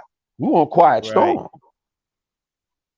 you know. But once rap Look, I've became been on the Wu unreasonable, Tang binge, yo. I'm telling you, nah, bro, I've been on Wu Tang. you'll never I, get nothing like that again, bro. Never, I know, I know. never. There'll never be a nigga like the RZA again, bro. Never. Like, Facts. you know what I'm saying? Like, I'm a Wu head. So when I see the series, I'm vindicated. I'm vindicated for how I used to stand up for these niggas for all these years. I'm vindicated now. Cause niggas are like, bro, I see what you were saying. Yeah, I tried to tell you, bro. Get out of your mind. I said, experience music. Let this is my best. When I used to listen to 90s Compton rappers, they would put me in Compton. You know what I'm saying? And I would let that be me going to Compton. I listen to any New York rapper in that time frame. I'm in New York. If I listen to Black Thought, I'm damn sure in South Philly because he's going to tell me 1,000 times South Philly's the illest place on the almanac. So I'm envisioning South Philly being how this instrumentation is, and if you ever go there, it mirrors it. Uh, Yeah. I frequent Louisiana. I mean, I don't know how many times, bro. At least over 70 times. When you listen to the bounce music and you go to New Orleans, you see it. Like you see it in how the people live. I'm from Dallas. So that Dougie dancing shit, that's always been our culture. We've always danced here. See, if you go back to Vanilla Ice, nigga, he was dancing. Why? Because Dallas niggas dance. Right.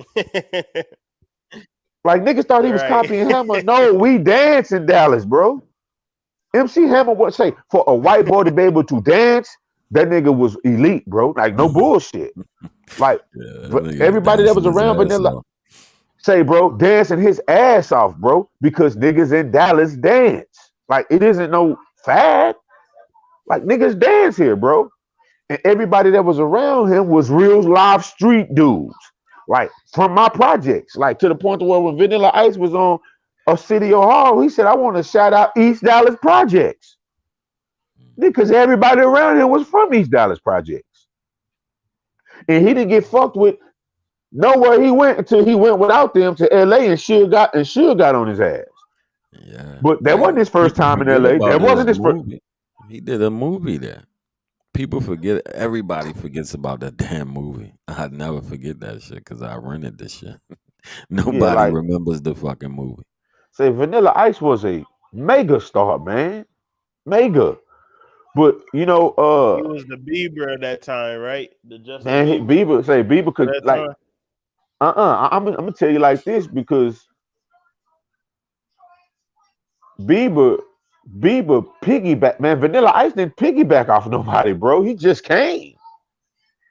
He didn't piggyback. Justin Bieber was signed to Usher, and he was passed around by niggas who had man who DJ Earthquake. You don't know who I know who he is because he's a legendary dude in East Dallas, but the world didn't know who the fuck he was. Yeah, Vanilla Ice didn't have no cosign. Like He people didn't have forget no that. cosign. He didn't He have no didn't have cosign. one. Mm-mm. He And was a that was white boy important. dancing.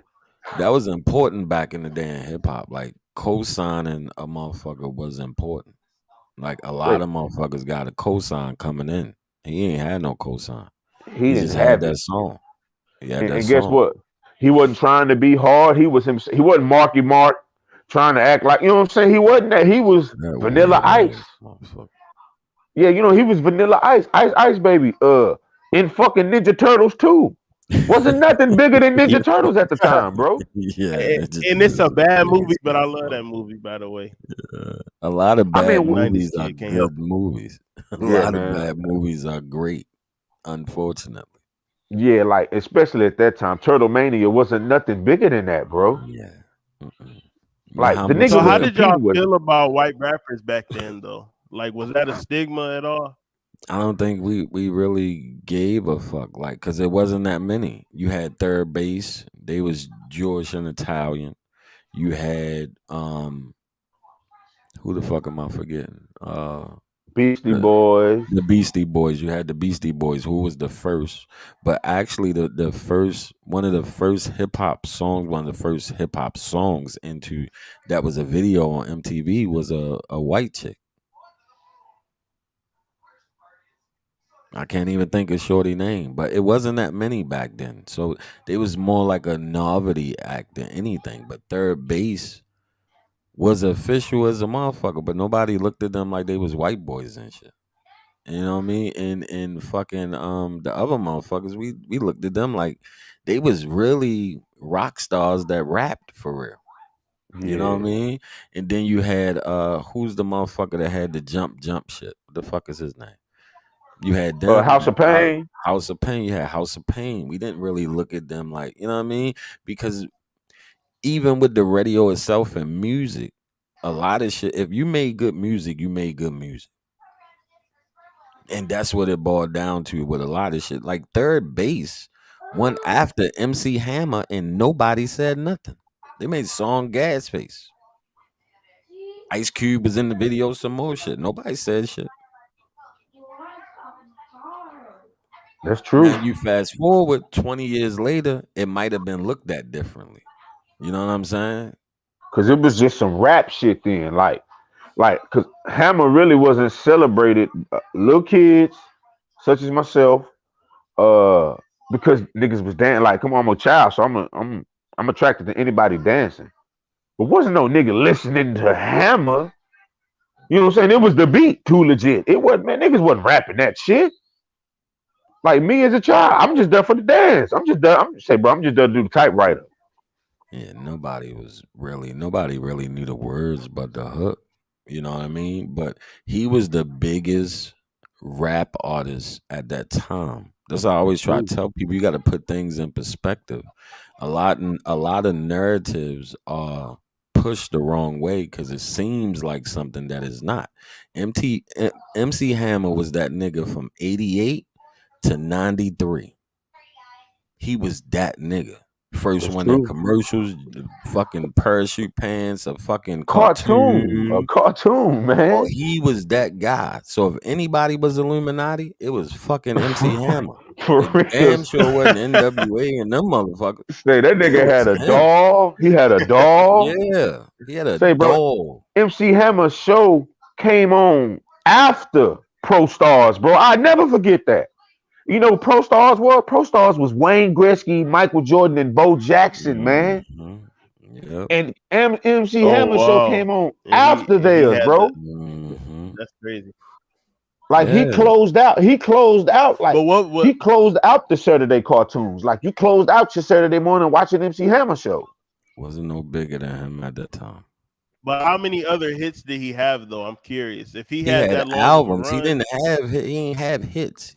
His app. This nigga sold damn near 43 million copies worldwide. sheesh. So At this ain't that about time, a song. that's This ain't nut. about That's a crazy, song. yo. This is in 2 That's albums. crazy. From Turn His Mother Out to Too Legit to Quit. This is what this motherfucker sold. What killed him was him changing his persona and other rappers attacking him. Because back then, if the streets said that's whack, that's whack. So when That's Ice right. Cube started going after him and all these other rappers saying, yo, that's what Ice T, all these motherfuckers started going after him. And he tried to change his persona into being gangster, wearing all black, signing the death row and all that shit. It wasn't believable, even though he was that guy. MC Hammer Even wasn't though no Hammer sucker. was a gangster, he He was not was no sucker. at Even while all, he was bro. dancing and doing all that shit, Redman told a story about him rolling up on him with like 40 niggas Say, man, that third have base a and them cut all conversation. that shit out. They cut all that shit out when Hammer stepped to their ass. Yeah, They all cut that shit all wasn't that. big. They cut it out. He was Hold more on, Cut it who is out. respected third in the base? Y'all industry y'all than teaching people me right realize. now. Third Third base base is was they was is an what's his, Italian and a George dude. One of the members are responsible for actually discovering one of the greatest rappers of all time, and that's Nas Escobar. But mhm. And also MF Doom. He also yeah, discovered Doom too. sure did. Motherfucker got a And good ear. he got Chubb Rock, and he got Chubb Rock some bread. Like Chubb Sure Rock did. didn't get no bread until Search MC Search. That's Yeah, what we talking about, MC Search. Like when Jay-Z MC said, Sir. you ain't get a coin, I know who you was getting fucked in, I know who I paid dog Searchlight Publishing. Say MC Search like Search ride for publishing. Nas so And Poe hard, he was was like, lying that's like a a lie. motherfucker. He said that's a lie. Like MC Search riding for Yeah, Nas so hard, he because said that that's a shit was, lie. yeah, He said actually Nas got paid off of him because that saying shit that. wasn't true. Yeah, yep. MF Doom. I wish he And what Hove didn't came out understand, at the wrong era. I think he would have been bigger, got more points than not just on the anybody underground else. shit, but No, MF Doom you gotta understand, bro. Doom didn't want to be bigger, bro. Like Mm-mm. Doom didn't want to be bigger. Like the bigger he got, the more he hated doing shit, bro. Like as long as he was niching, he could go to New York. As long as if Doom could pop out the house 40 times a year and get 20 grand each show, he good. Yeah, his persona wasn't even made for mainstream success. Everything about him, the No, mystique around him, was to be and stay underground for as long as he could. That's what he did. Really, in actuality, if you look at Nas' career, it's kind of similar because Nas don't like doing interviews and shit. Don't like him at all. He probably done more interviews as a legacy act than he did when he was younger. We hardly ever got an interview from this nigga. We hardly ever seen him. Hardly any quotes because in that the nigga would be so magazine. high. It's got None he'd of be that so high out his fucking mind in these interviews. They asked that nigga, hey, who you want to, man, I never forget this when Illmatic first dropped. I'm watching it. Now, of course, I'm not watching it when Illmatic first dropped. I'm saying this when the interview was. They Yeah, I know asked the what you're nigga, who saying. you want to work with? The nigga said, I want to work with the Beatles. The nigga said the Beatles. He was like, yeah. That nigga said, I'm bugging. Say right after that, that nigga said, I'm bugging. I said, bro, this nigga Hey, was so high. He was so high. Like he had to. Nas one of them niggas that, bro, he gets so lost in whatever he do. Like, only way you can make a Dick Tracy rap song is you got to be Nas, bro. Nas is like, yeah, man, I want to. yeah. somebody killed hip hop, and you know you niggas in there smoking. They like, yeah, I agree with you. They like, but who killed it, yo? I'm gonna solve the case. Niggas like, okay, but I'm gonna do it like James Cagney. Niggas like, what? Yeah, that's my Watch type this of shit. time that Niggas is nigga like, be on. huh? Niggas Cause like, that what? nigga listened to, outside of listening to jazz and shit, he listened to writers. So he listened to John Lennon and shit. So one of the Uh-huh. reasons why he said Beatles is because regardless of what a motherfucker want to say, fuck the other motherfucker, fuck Paul McCartney. John Lennon was a Right, songwriting motherfucker. right. A songwriting motherfucker. That's why that shit worth what it was. You know, and Michael Jackson Estate sold that shit, which I think was the dumbest shit ever to do. Man, of But course they that sold it because motherfucker was a they song. didn't Yeah, that shit was stupid. Mike would have never sold that shit if he was still alive. Mike would never, never never. get up off that shit. Mike knows just with this alone, I defeated the music industry. Just Yep, with me owning this, I defeated y'all. I damn outsmarted you sure did. motherfuckers. I outsmarted y'all. Y'all thought I was anywhere back spinning and putting on glitter gloves and shit. Nah, bro, Mike was a genius, bro. I'm a Yeah, people businessman, sleep. nigga. Yeah, people, and he brought that shit early. That was 93, 94 when he brought that catalog. This not no Man, shit he did in like the 90s. No, he brought that shit. And he ain't just buy the catalog. He brought the publishing company that owned the the catalog. publishing So company. everything that was on that publishing company, this nigga owned. So that little meme that motherfuckers see that Michael Jackson owned a percentage of Sony, part of that is true because of that Uh-huh. publishing company that He he was it purchased. But the ATV? estate Was Yeah, it get they paid lost. him ATV? Yeah, for it. Yep. yeah, It it was was ATV. ATV. No, they killed him They because of that, hated bro. that Not man hated, for they that. killed, they murdered him because of that, bro. Yeah, they killed. What you Yeah, they mean? killed him.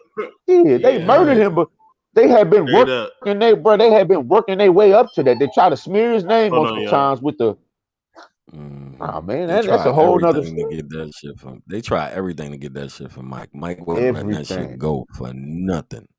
Nothing. Then they try to say he broke. Nigga, how is he broke with Dolly Parton's catalog? Nigga, you got your Yeah, how that shit how didn't the even hell is make he? sense. And then he Destiny doing player Child shit like catalog. He had Destiny Child catalog. Like yeah, a he lot of doing like player people shit, didn't bro. realize how many with that publishing company, everybody concentrated on the Beatles, but it was so much other shit underneath that. That's why look at the amount of money Sony gave to the estate for that shit. I don't think Yeah, they broke the bank on that shit. They gave them like 600 million for the shit, the which shit is worth 6 billion though. yeah, yeah. And that's what Mike always knew. That's why Mike wasn't getting up off of it because Hell that's no. he told them that shit. That's the only way he was going to get up off of it. Like they was going to have to get billions for that shit. So they took the easy way out. They knew that the estate didn't really want to deal with the business of that, and they just used money to bully it. Them the mom and the kids. That's the kids around. They ain't. And they here for 600 million. I take the 600 million instead of dealing with the business side of all this bullshit, and that's what that shit boiled down And to. then this the thing, and then other a lot of people don't understand like Never Never Land. Like it was more than a concept, man. Like that land was on the biggest deposit of oil in America. Talk that shit. They don't know People, that though, bro. People yeah, don't know that. Like he at was, man, Michael all. Jackson had an ill concept of getting back what they took from it. It was ill, bro. That's why I was telling people shit. If y'all believe, I said if y'all believe any nigga is a Messiah type, it should be, but y'all should believe he's the angel Michael that the Bible talk about the shit he on. I mean, I'm more relegated to believe that off the shit he doing. Like then I see in retrospect, I'm like, damn, Mike, yeah, like motherfuckers ain't talk about how many motherfuckers masters he got back, and he just gave it to him. He he gave just Little Richard gave it his to shit. him, bro. He didn't Just charge Little gave Little Richard for Richard that this shit. He shit, gave it bro. to him That's because he so G, bro. deserved that shit. I'm talking about Little Richard enjoyed the last couple years of his life because Mike, bro. Yeah, Mike's like, like nah, you got it, bro. You got it. yeah, people forget that he tried to get George Clinton and them shit back, but that shit lost and all that shit. That was a bunch of bullshit behind that shit. You know what I mean? He tried to get that shit, but I don't think nobody could get that shit. That shit just don't. You know what I mean? The master's gone to that shit. That Yeah. shit burnt down. Once that label burnt down, all that shit went with it. A lot of the people parliament didn't get paid during that time, including Bootsy. But Bootsy had a career outside of parliament, so he was good. But a lot of them other people, they were struggling. But Mike attempted to help them too. It was a lot of shit with him they didn't talk about. Prince protected his shit. Like people don't realize. Prince never allowed after that shit with Warner Brothers when he got his masters back, he didn't trust nobody with his shit. You know who he let have his shit? Ho. Hove. That's who he trusted with his shit. He trusted Title with his shit. He ain't trust no fucking body else. He ain't trust no labels. He ain't trust shit like that. But Title was designed for legacy acts. That's what Title was Uh-huh. designed for. Yep. People don't realize that's one of the reasons why I supported the app when it first came. Like I understood that early. I understood the vision and what he was trying to do when he was bringing these certain acts on and giving them shows and shit on that podcast and shit on that. Like Fat Joe was doing his podcast on there before it was ever on Instagram. Uh-huh. But again, this shit had to be sold because niggas wasn't fucking with it. Niggas wasn't fucking with Title. They I fuck with mean, that's the Apple. only stream. That's the only streaming service I have is Title, and I got it because it was hoes.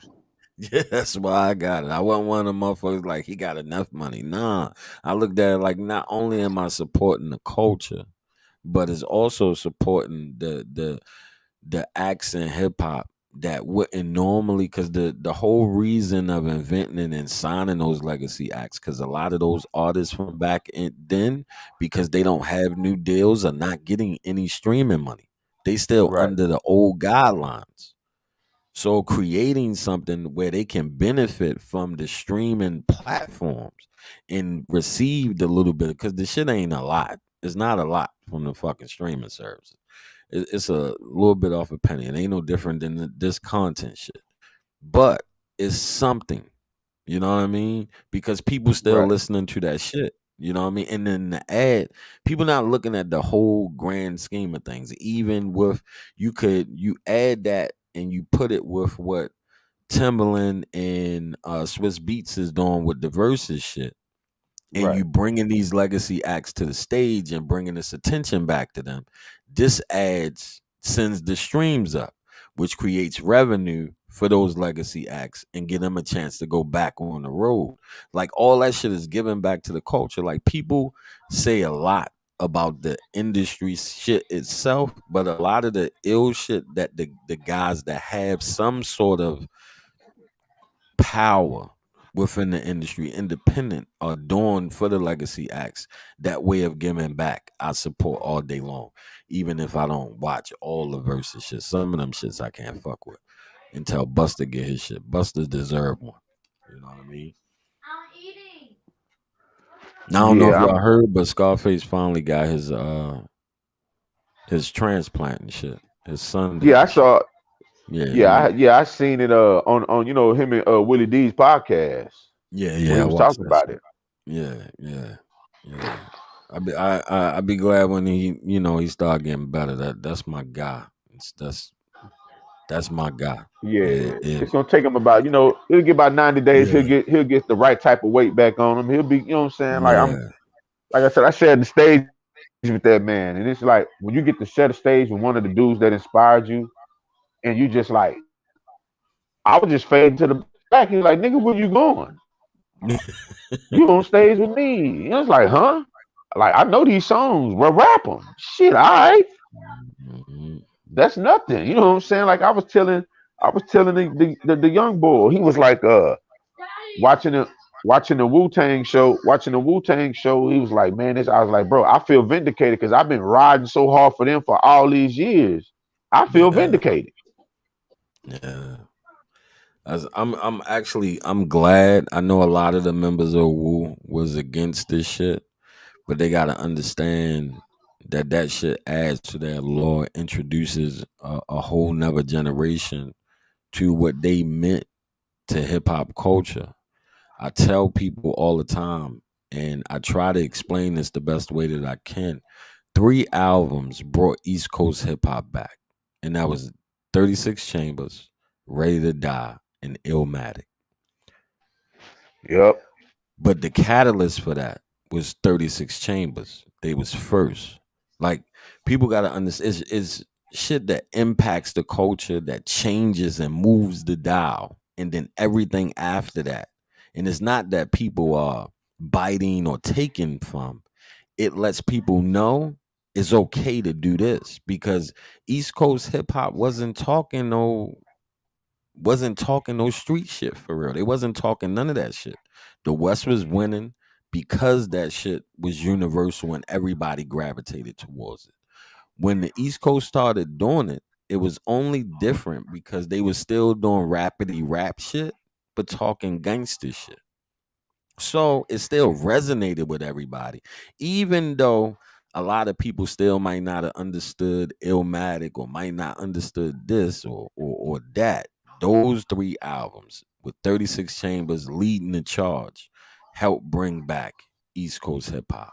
And people just forget that shit. Before then, the West was turned shit apart. And it's not to take nothing away from Def Squad and Redman and them niggas and De La Soul and Tribe Called Quest and all them, but that was all abstract book bag rap shit.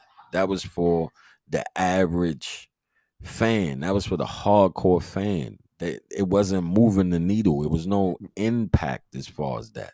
Redman impact when he came was just that for the culture, but it didn't move no further than that. That was more for his peers. But everything, if you look at the climate and think about how everybody was rapping before those three albums and look at how it moved the needle and how people rapped afterwards, including Hove. Hove was still rapping fast and shit. After those three Uh-huh. albums, totally changed. Because now, oh shit, we can do that. All that shit went out the door. That all that little dibby skibbity, all that shit was gone. That shit was gone. That Even jazz and Mobb Deep effects shit. changed the way they rap. Yeah, Mobb Deep changed the Right. way that they rap. They was making booty shaking music and shit. People forget all that shit. Like context is important. And those three albums changed the dynamic in the East Coast and helped. Even though I don't even think most of the artists, even though they big up those albums, I don't even think that they have given those three albums the necessary credit, even though Hove did in his book, though. I will say that Hove did, even though he kind of took a shot at Illmatic saying he got the bootleg. He didn't buy it. He got the bootleg. That was still like right after the beef. So he had to throw his little shot and shit. Right. But he know what the fuck those, you know what I mean? Everybody know what that meant to those albums meant to the culture. You know what I mean? Everybody know. Two of them went platinum, one of them went gold, but it had more impact on the MCs than just the average fan. And that's what the impact more is more of in that regard than it is anything else. And that's the part that people Right. miss because the West was whipping the East ass. They was turning shit up. But like after, like they was nobody was going platinum on the other side. That shit wasn't happening. Nah, And for that was Snoop with was a minimum goddamn radio mega play. star. Yeah, people forget Right. that album was anticipated like he was Michael Jackson or some shit. Yeah, Snoop was a mega star, bro. Like, people forget how anticipated He was the his biggest, debut album was.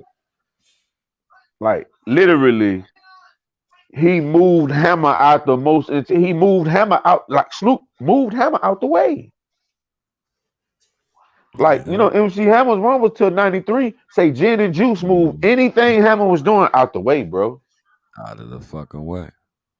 Out of the When we way. heard Hammer, it was I got to pray. Pray niggas was like, yeah, I want to hear Gin and Juice. Niggas made the conscious decision, yeah, I want to listen to Gin and Juice. Then we see this nigga on the Adams Family song. It's like, yeah, it's like, yeah, Yeah, but Snoop took over that space to where MC Hammer was especially for kids at this point. It's like yeah, he you had doing to get up Adams out. Family songs and Yeah, James Brown giving you the cape and all this. You know what I'm saying? Like it's yeah, it was Gin and Juice. levels. Gin and Juice. It's levels to shit, and I think Snoop run would have been different if Pac never came to Death Row. Like I think Oh yeah, that Dogfather album would have been 10 times better if they wouldn't have handed over almost everything to Pac when he got over there, and it kind of messed it up for Snoop. And nobody thinks because about it Dre like left. that, but it kind of fucked it up for Because Snoop Dre left. because all of Yeah. them was told to give everything they had to Pac so they can hurry up and get all eyes on me out there. So All a eyes lot on of the me. Yeah. shit on them two discs was meant for Snoop's second album, the Dog Pound album, Rage album, RBX album. You know what I mean?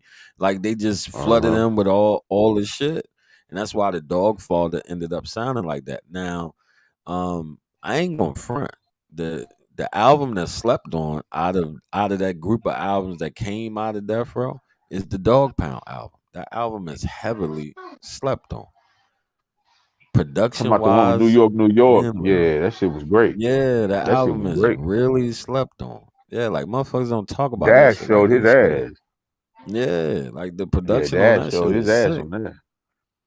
Yeah, like that shit always like how the fuck. But I get it when you on a label like that, and what I mean, the units that Snoop moved and shit like that. Like I didn't realize this until just recently. Snoop said it that they all helped with Warren G album.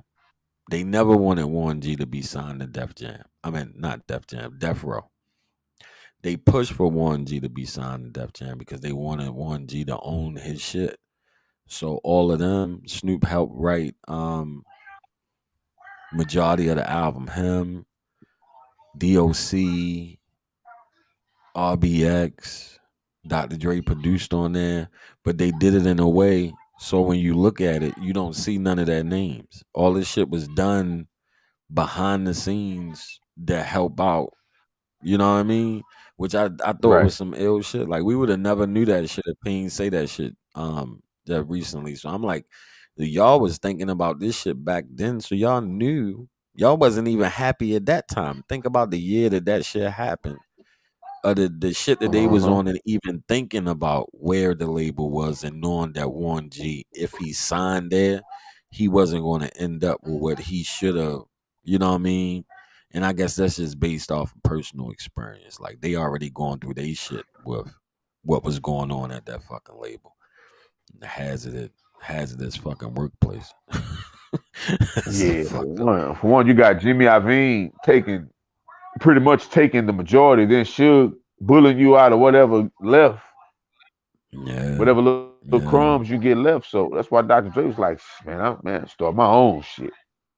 You got that story, and like motherfuckers got to put Dr. Dre career in perspective. Uh huh. No artist should have been able to survive through that shit. Think about it. Ruthless Records, right? He signed that Right. fucked up deal and left with nothing. Started Death Row, never fucked up situation, Left with nothing. left with nothing. 2 times he left with nothing, and then here come Aftermath, Roll of the Dice. He get Eminem, and then 50 Cent, and it's over from that point on. He ain't got to worry about shit now. Because M did a ridiculous number out the gate. 50 did Out the eight gate. million out the gate, which he wouldn't have did. Which strategy wise, I understood why he signed that. He signed anywhere else, he don't sell 8 million out the gate. Because one, you Nah, he don't get don't. in the club. You're not gonna get in the Yeah. club because that's the only song that wasn't already done. In the club was meant for Rakim. Rakim was like, "Get that to the young boy." I'm not rapping on that shit. What the hell am I rap about on that? And I understand it for his style. That didn't fit. That would like what Nah. is Rakim going to say to in the club? Like, and it already like what the fuck is he gonna do? That song Yeah, will, it's too much bounce. Like like yeah. it's too Uh-uh. much bounce. Yeah, he wouldn't have. Nah. Not saying he wouldn't have been able to rap to it, but it wouldn't have been what it was with 50 because the one thing that nobody can't deny is 50 back then knew how to make a fucking song. It's the reason why they Yeah. gave him Game. Because Game didn't know how to make a fucking song. He just was rapping and rapping. They needed somebody to help him structure songs and shit. Even though 50 like to say he wrote for the nigga. You wrote hooks for him. You But wrote hooks, he nigga. Like, yeah, you didn't write no like stop it. But that's just 50 being 50. yeah, as minuscule and unmighty as that nigga pen is, like 50 Cent literally, I call him the second best hook nigga after Nate Dogg. Like 50 Yeah, Cent carried yeah. by hooks, bro. Mhm. Like when you go back and listen to Get Rich or Die Trying, I remember then saying, bro, this shit is rudiment. When that nigga said, you could run for your backup, but then machine gun shells gonna tear your back up. I'm like, and I'm around Mhm. dudes, they like, yeah. I'm like, bro, y'all think this shit is dope? I said, bro, this beat and this hook, what he's saying ain't shit. That ain't nothing. None of that You know what shit I'm is. saying? He said, He was he was never that. And but he was always looking, and that was one of his issues with Hove and Nas because he wanted to be seen in that space with them. Even after selling all them records, you still wasn't looked at in that space with them. You just sold records. That's it. But you wasn't looked at in that lyrical space and being talked about because he even said on that album or what he was trying to approach. You did it selling records. That's cool. But I think he started to understand that. And that's when the shit started with him and Kanye because that shit wasn't going to work in that space with them two. And even the shit with Jada, you're not unfortunately looked at as top 5. You're just not looked at like that. right, Did you make a great fucking album for that time period? Yeah. It's a classic album.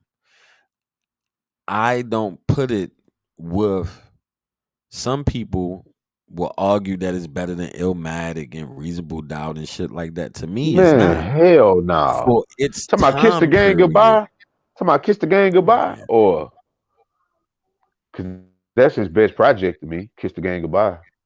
Yeah, nah, fucking Get Rich or Die Trying. People try to I done had like 3 common debates with motherfuckers about this.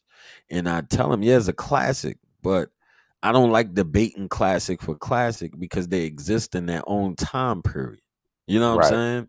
Unless they came out in the same time period, then you can debate classic projects. It's not fair to either project to debate them outside the space that they live in. We talking about right, Illmatic that was done in 93, 94 right. to something that was early 2000s. You can't put them up against each other. But if you're talking lyrical skill wise and content, subject matter, Illmatic wins that. It's not even close. Like the thing about it is 50 Cent Yeah. isn't getting paid to they're not giving 50 Cent $1 million to perform Get Rich or Die Trying. Nas gets damn near $1 million to do Illmatic. Like, Yeah, just to you do know what I'm saying? Illmatic. Like, just to do Illmatic. Yeah, just to They do go, that shit. they pull out the symphony for that shit. We're gonna get the orchestra and the Yeah. symphony. Ain't nobody paying 50 Cent that money. Then go sell some more vitamin Nah. water, nigga. They like, you know what I'm saying? That 50 ain't getting that to do. He ain't getting shit to do, Get Rich or Die Trying. Nah. Nah, it's no Like I was telling celebration people, for say, the man, anniversary. You know what I'm saying? come It's on, a man. classic, but it's not a classic like that. And it ain't It isn't really, and groundbreaking. people don't pay attention to it. It's not too many classics that's received and looked at still till this day as far as the events that they put around it, like Illmatic. It's not too many of them. And it's a lot of classic albums over the years.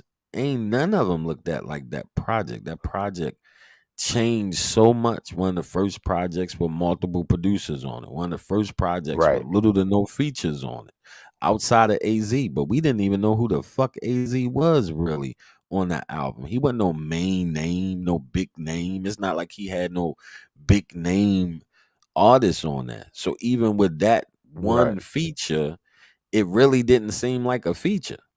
You know what I'm saying? Because ain't nobody Like, all right, who dude? I mean, wasn't like he had one into his resources in a bag that he could have used.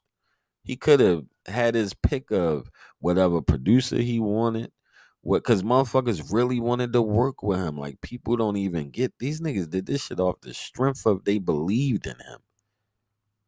The motherfuckers ain't received nothing yet. Pete Rock ain't get paid yet. None of them have received any money up front before they had started giving this young man beats. They got all that money on the back end. I don't know if they realized they was helping making a fucking classic and a body of work that, even though it's 10 songs, is still analyzed to this day by generation after fucking generation. I think it's funny when that white teacher lady be talking about that shit. I like hearing her say the words and shit. I probably Yeah, watch nah, that shit it's on YouTube like 3 times. whenever you like I've told somebody, whenever a body of work is that polarizing, like Illmatic is so polarizing that niggas act like he didn't do it was written. Yeah. You know what I'm saying? It's Word. like this next project is better than this, bro. What are y'all niggas talking about? Like, Yeah. but Illmatic is that polarizing. Yeah. It's so polarizing that he gets the short end of the stick when he is truly the only artist of his ilk to stand the test of time. He stayed Nasty Nas his entire career, like Entire career. his entire career. He stayed in this same gear for his entire Yep. career. So it's like he's the only artist to ever do that. So when Nas And saying you need to that's a speak good of way. me, and That's then a good way of putting that shit. yeah, bro, he's literally a rap Thelonious Monk. He's literally a rap Duke. Like he's really that, bro. He's the quintessential acronym for rhythm and poetry. It's Nas. Yeah. You know what I'm saying? And he stayed in one pocket his Because entire really it career. was written It was written as actually just sonically a Illmatic on better steroids. project Yeah, than it's Illmatic. Illmatic on steroids. It's Yeah. Illmatic on steroids. You know what I'm saying? On steroids is Illmatic. For one, sonically, Ridiculous it's on that more project. appealing. It's more appealing. And he did it again. He worked with multiple producers again, including Dr. Yep. Dre, who Even many Dr. consider Dre. myself as the GOAT producer. Yep. He got Havoc beats on there. He got Track Masters. Mm-hmm. He got Primo on Yep. there. He got Stretch from Live Squad. But he did it again. And he's actually better. He's actually formatting songs better on this project. Mm-hmm. Nas took a risk Because with singing street. Wasn't nobody singing on hooks and shit. He took a risk with doing nah, that. Street dreams are made of. He took a whatever risk. you, yeah, that's a fact. That's a fact. Nah, So I wasn't tell people, nobody doing that shit. wasn't nobody doing that, bro. So I tell people, y'all don't look at this dude in the light of what he doing it because it's in true real time. Like I don't think there's been a media darling lyricist the likes of Jay-Z. Because even Eminem wasn't a media darling, but Jay-Z was a media darling. Like Yeah. Nas did fucking Ether, and them niggas was picking Jay-Z up. Like you know what I'm saying? Like Hot 97 did a show like to pick up his feelings or some shit. It's like, bro, what's going on? To the Yeah, I point to where remember that shit. Like, what?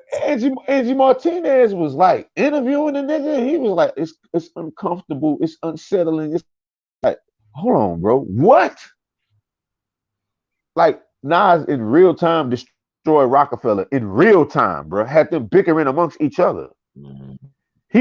Nas said the words flew out Nobody of his mouth. expected that shit. The words flew out of his mouth. Oh, I get it. You Biggie and he's Puffy. Rockefeller died of AIDS. That was the end of your chapter. That's the guy y'all chose to name y'all company after. Like Mhm. them niggas started tumbling. And Yeah. and, and when Dame Dash admitted it, I said I don't want to hear shit else about that. Yeah. Nas burnt It's that not shit nothing down. you can say. Dame Dash admitted it. Dame Dash admitted it. He said, man, we didn't really have no internal shit until the nigga did the song. And they was like, huh? Yeah. The nigga did the ether. hmm And And that's see, why he called it ether. Jay underestimated Nas. He knew Nas was going Yeah, for through sure. something at the time. His mother was sick. Right. He tried to Right. get him while he was down. It was all for that shit with Nostradamus. You know what I mean? Uh-huh. He tried to get him while he was down. He didn't have a backup plan in case Nas came back. He didn't have nothing. And Nas waited. Like people forget. People act like Ether happened immediately. It didn't happen immediately.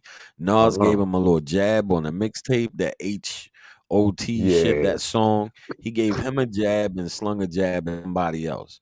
But when Ether came, it surprised everybody because It nobody did. expect for it to be that. That shit was disrespectful. He got really we didn't think because we never seen him in that space. He the rapidy rap dude. He's the poet. He's the street poet. Nobody. I am the biggest Nas fan. I didn't expect that. I didn't expect that. And I remember the day that I heard this shit. I was like, what Yeah, the I do fuck? too. I do too. What I knew the Nas was fuck is that? because the H to the Izzo freestyle didn't reach down here until afterwards. Yeah, So the yeah, first yeah. time I heard Nas in 2001 was Show Discipline. And I was like, hold on. I don't even know what the fuck this dude just said. Mind you, I'm um I'm a junior in high school because Kiss the Gang Goodbye came out in like the spring going into the summer of 2001. Yeah, yeah. So I heard, you know what I'm saying? I heard Show Discipline going. I'm like, what is he fucking talking about? Burn the flag plus it's on the Quran plus America holding the homeless sign and you looking, you focus Nas and Prince of the Globe, you know, Prince on the toes, play with Ouija boys, burn frankincense with a ghost. I'm like, bro, what the fuck is he talking about? The That fuck? shit I'm like, bro, I said, what? I paused. I said, bro, did y'all hear this nigga, bro? Man, he just talking that shit. I said, you're right, nigga. I wonder what possessed him. I knew then. I said, bro, I said, whenever he drop his album, I'm gonna buy that shit, bro. I said, I'm gonna be real with you. I've never heard nothing like that in my life.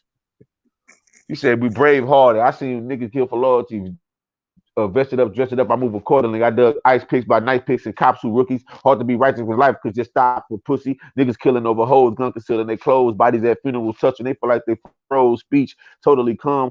I'm listening, bro, scratching my head like I ain't never heard nothing like this in my life. That nigga was in his bag. Whole fucked with that nigga Like at the at the wrong time. yeah, and at the and at the time, the wrong time, bro. The wrong time, bro. I'm listening to this scratch head like I don't know what he just. I gotta listen to this shit again, and I listened to it again and again. Now, mind you, Jada Kiss had one of the hardest third verses ever, but it still couldn't compare to. I'm like, you know what I'm saying? I'm scratching my head, so I said, bro, whenever he's sign it, I buy. You know what I'm saying? Then before that, fucking Blueprint comes out, and I'm spellbound. I've never heard nothing like that shit in my life. I'm like, bro, what is?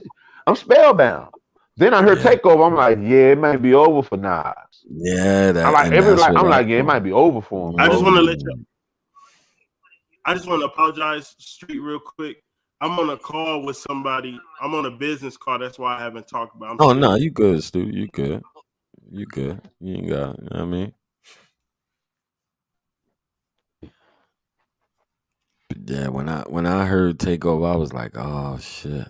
And especially when I heard the completed version, and I knew what he was gonna say when he said, "Action boy Nas, he don't want it with whole." I knew where that shit was going. I knew what he was gonna do. But see, I always tell people that like to say that technically Takeover is better than Ether. I said, honestly, only a percentage of that song is spent talking about Nas. And if you listen to Hove, he actually is talking from the perspective of a fan. He's Right, speaking from a fan. Illmatic and da, da, da, and the second one was so. He's talking like a fan would speak. It's not right. really that disrespectful. If you think about what he's saying on it, he sounds like a disappointed fan. That's true. Now, for what Nas came with was something totally different. He little Yeah. brothered you. He sunned that nigga. That nigga said, "My Yeah. child, I watch you grow up to be famous, and now I smile like a proud dad watching his only son that made it." He Son didn't have to made it. say shit else after that, bro. I never forget, bro. We was in the car. That nigga said that. I said, bro. I said, say, bro. I looked at my partner and say, my partner was so mad, bro. That Nas fought back, and I actually fought back, won. He was Yeah. mad. I don't want to hear that shit, man. Fuck that nigga. I said, say, bro, how you mad at another man for defending himself, bro? It was unanimous too. When they did that vote on New York, in New York, why Jay-Z was at the radio station, which I thought was crazy.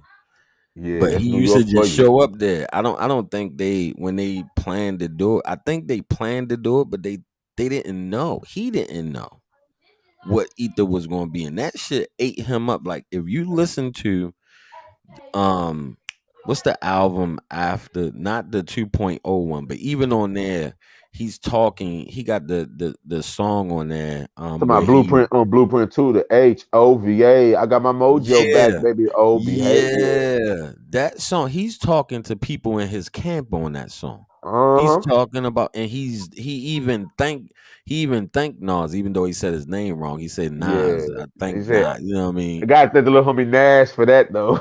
Yeah, because he But was you got to, talking about the motherfuckers around him. And then on what was yeah, the album after, the Blackout album, when he retired and said, y'all gonna miss me right, when I'm gone. All that is right, him being disappointed in New York fans for picking Nas. All that shit is like, how y'all pick this nigga over me? bruh. I'm trying to think of the exact song. The exact song was Hovey Baby. That's when he really let Hovey's home, the global phone, the number one rap recorder is back. You cats overfelt yourself. You couldn't help yourself. Now with us the real for real. In my absence, cats get absent. He was talking about Dame making Cameron a Yeah. vice president. Yep. Yep. In Talk my that absence, shit, he bro. said, in my absence, cats get absent minded. That was time to rewind. I was like, bro, this not Nas fractured they shit, bro. When the grass is cut, the snakes are showed. But I gotta thank the little homie Nas for that That though. though. Yeah. That was one of my favorite songs on that 2.0 shit. And that and that song in the parent shit. What the hell is the Yeah, name of it? meet the parents. That shit was Meet great. the Parents. When he showed his storytelling skills on that. Dope fucking Yeah, story. Love that fucking song. It's yeah, only a couple of joints on there that I really like. That like the big joint. But that album seemed to me like he was trying to hurry up and put work out there because he knew what was about to happen as far as the split of the situation. You know, yeah. he bigged up Dame going into the Dame need to relax a little bit. Like really need to relax and leave that shit alone because for the people that look at Hove some type of way because of the way that situation ended, you have to put everything into perspective and look at it from Hove's position. Like Dame was doing a lot of shit and getting away with it. Like a lot of those fucking movies and shit that he was doing on his own. And even though he sits there and he'll say, Rockefeller, things moved and happened with Rockefeller because I made these things happen, not realizing you burnt those bridges with a lot of people because of the way that you acted in those board meetings, not realizing the politician and whole was cleaning up that mess after the fact.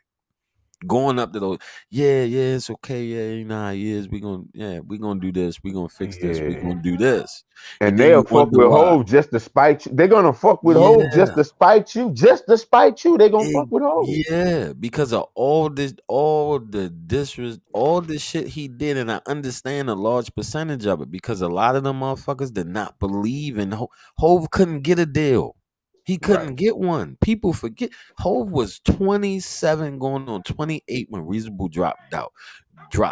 When Reasonable Doubt first dropped, if anybody got the original CD, it does not have Def Jam on the back of it because they released it independently. It was on priority. I never Yep. forget. It was on priority. Yep. because Jay Z was on all those damn soundtracks for Priority and Jive. Then he Yep. was on. He was I'm trying to think. It was like two other soundtracks. He was on Priority and Jive. They bought it from Jive because Jive was a subsidiary of Universal, Yeah. and Universal was the mother company for all of them. So Yeah. hell no, that wasn't legit. That's Yeah. That shit that stamp ain't get put on there until after the fact, after they got that. And then that situation, and I give them props for going that route. They're my like, old fuck it. head. Yeah, they I got my copy from an old head. mm.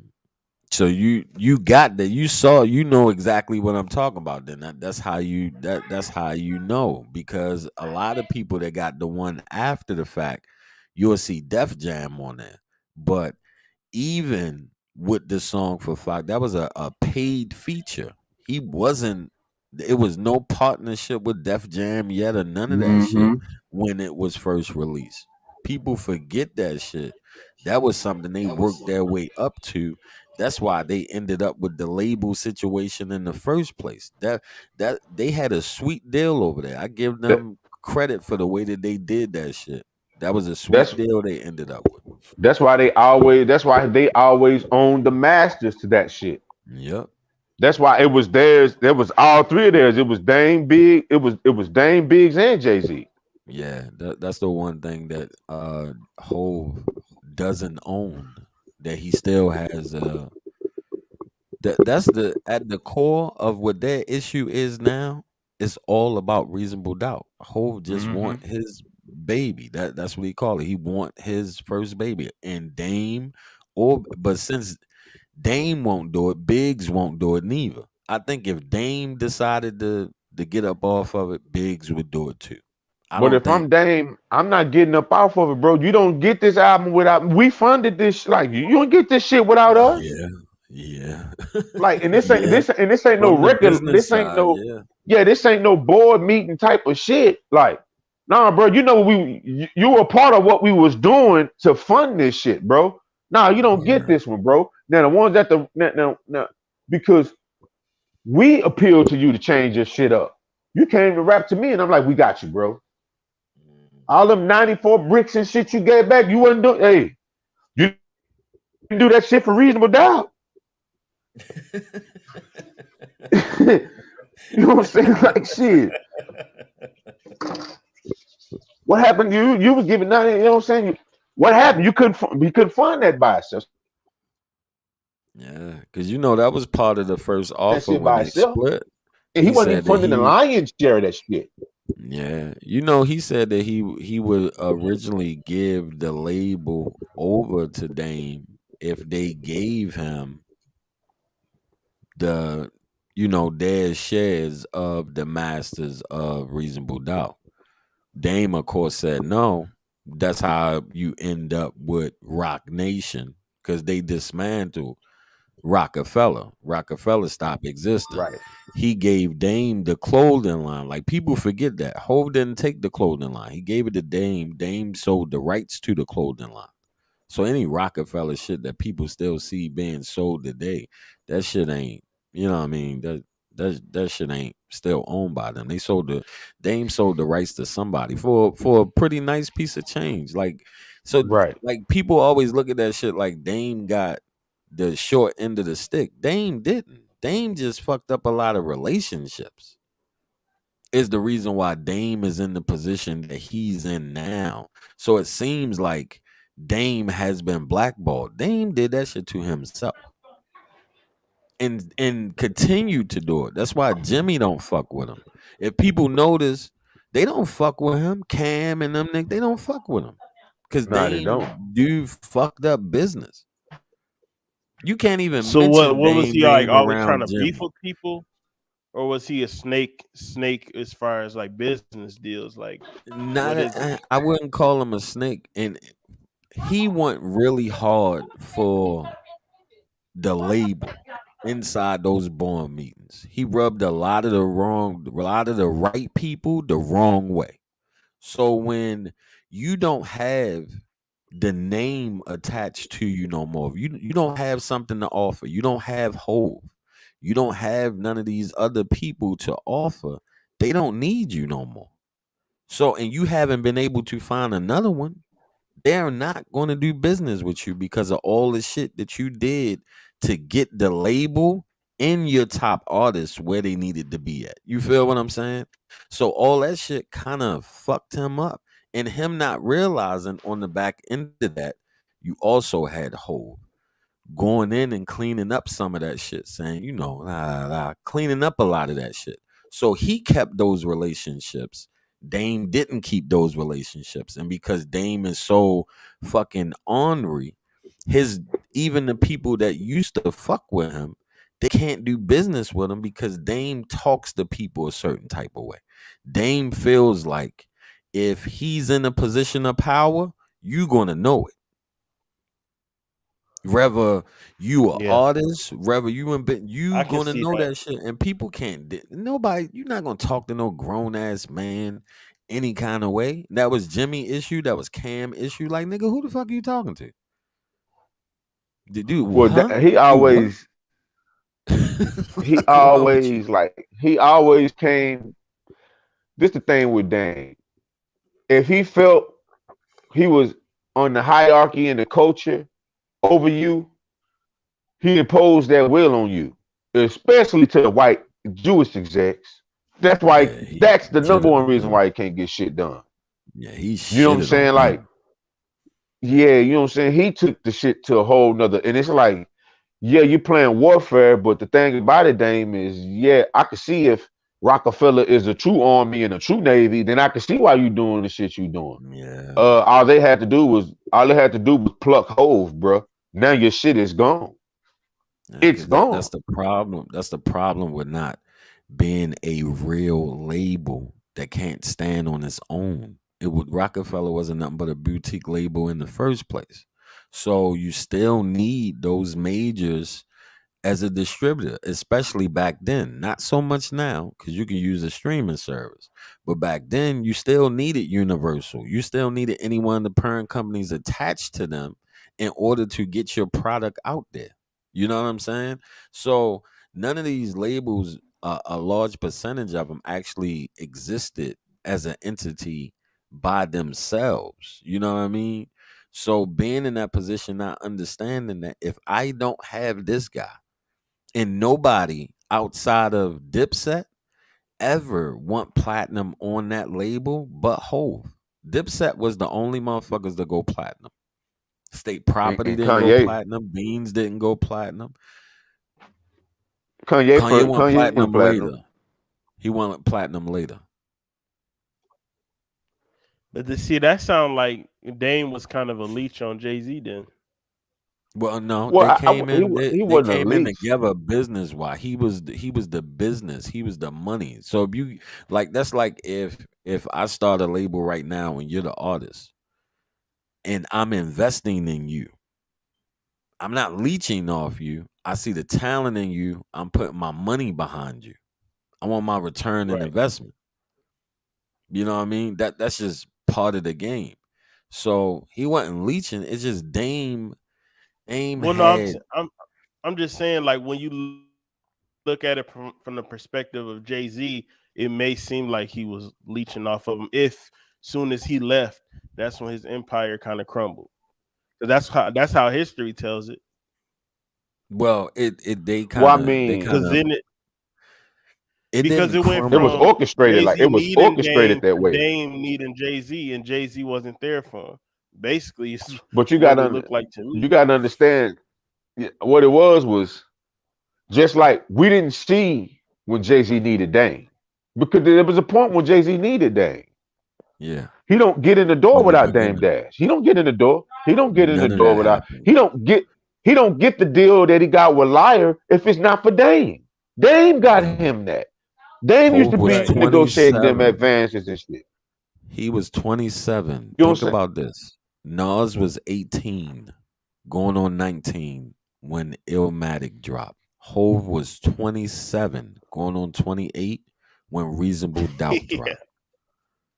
Nobody wanted to sign him. he was grinding for a Nobody. little minute. Yeah, nobody. X was older too. X was 27 going Yeah. on 28.